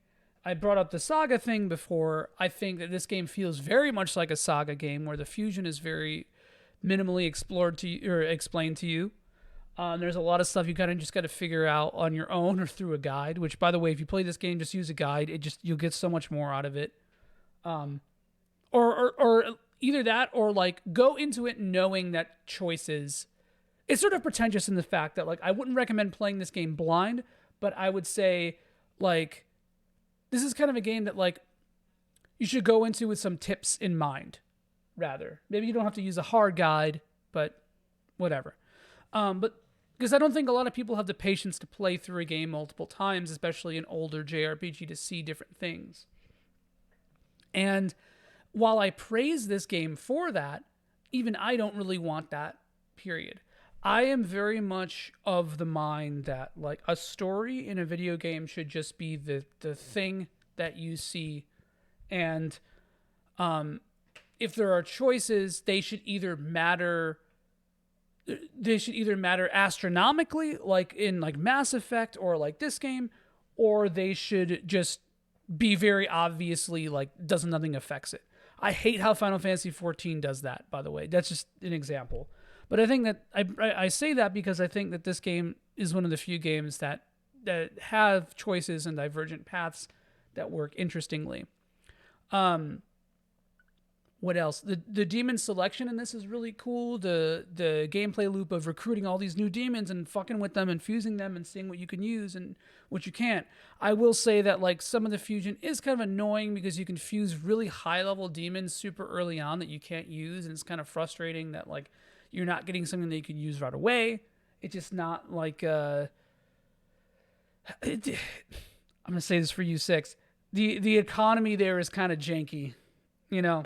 And the way that you get money and spend stuff is money and resources is paced really well, I think. At least on the Sebek route, the Snow Queen quest is a little bit different. But my favorite thing, and I don't want to spoil anything, but I will say that even though the Sebek route is technically the canon route, the Snow Queen quest does feed into it. So as I'm divided on something with Persona 1. And it's that, in a way, I think all the aspects, all the routes, the gestalt of the game are like they do equal to sort of a golden route in a way. There is like you can take the pieces out and make a straight line, and a very clear straight line with them. Although the game never, and Atlas themselves have never said, this is the way that these things happen. They sort of like let you figure that out. And that like exploration of the Gestalt is sort of like an observation about like a lot of the psychological themes of this game, if that makes sense. Like even though, again, the game is not telling you deep things, it's not trying to be like, it is trying to be deeper than it is, but it does impose a sort of like pragmatism in the player to be like, okay, maybe I will think about this. It sparks the thought. It gets the juices flowing in a sense. And I very rarely come out of a game thinking this, especially nowadays that I'm old and bearded and annoying. But although I probably will shave this tonight. Or maybe I'll wait till I finish Endwalker and then shave it. But yeah, I think that there's a lot to say about like the themes and the vibes of a lot of the characters and scenarios in this game. Although I do think some of it gets a little too anime. But it's not like particularly egregious, I don't think. I feel like that didn't really happen until later on in Megaten and SMT proper. So, one sec. I think that's pretty much it for this. Once again, I'm sorry that this went on for so long because I did not intend for it to, and I never do. But good intentions, etc. So, based off of the little bit of I played of this, I would probably put this here. Wait, which one? This was, yeah, I'd probably put that there. And I would probably I'd probably put this. Maybe here or here. Because I think the mechanics of this game were really interesting. The dungeons feel a little bit less frustrating than this, but I don't know. And the vibe is cooler, but it's hard to fuck with the OG. You know? So I think it's going there. And then Gaiden, I just did not. That feels comfortable. I'll put this here because this is the PSP version, like I said, so it doesn't really. I don't know. I didn't play that one. I do have it, but I have the ROM, but I was playing the Saturn version, so because I figured I wasn't gonna finish it. So, oh well. When this game gets a translation, like a full English translation, I will definitely play through it. Especially that I'm playing Soul Hackers. So let's see, any closing thoughts? Is Persona 1 being my favorite game of this early block? Maybe that's a surprise. I don't know. I should say, I did play Revelations Persona when I was a youngin'. I rented it from Blockbuster a bunch of times, and then I rented it once, and a part of it didn't work. And this game scared the hell out of me. The absolute shit out of me. Like, I didn't understand what was going on. Why? This isn't like a regular RPG. Why do I have guns? And, like, why am I in school? Why does this motherfucker have a stupid scarf? And why is this character, like, kind of a racist caricature? What's going on? But it was intriguing to me in a weird way, and I didn't really get back into it until the PSP version came out after P3, which I liked a lot. And yeah, I think that's pretty much all I got to say about that. Any other final thoughts here? I'm really stoked to continue this marathon. Again, Endwalker's coming in here, and we're gonna see about that. But I'm excited to do this for the rest of the series. I hope you guys enjoyed it. Thank you for hanging out and keeping me busy and for interacting. It means a lot. I hope that if you have not played any of these games for some reason, I don't know why you're really watching this, but I mean, I hope you are. I hope I would be that interesting. But I hope that it sort of triggers some intrigue maybe in some of the other games in the series. And fuck yeah, Persona 1 rules. That's it. Take care. Also, I'm streaming tonight with Super RPG friends. So 6, I hope to see you there. It's going to be our last stream for about 2 weeks because we're not doing a stream next weekend. So we're going to be wrapping up some of the Super Mario RPG stuff. But yeah, thanks again, guys, and we'll see you in a couple weeks or maybe a month or so for the second part. And we'll see if Persona 1 gets dethroned. Spoilers, it does.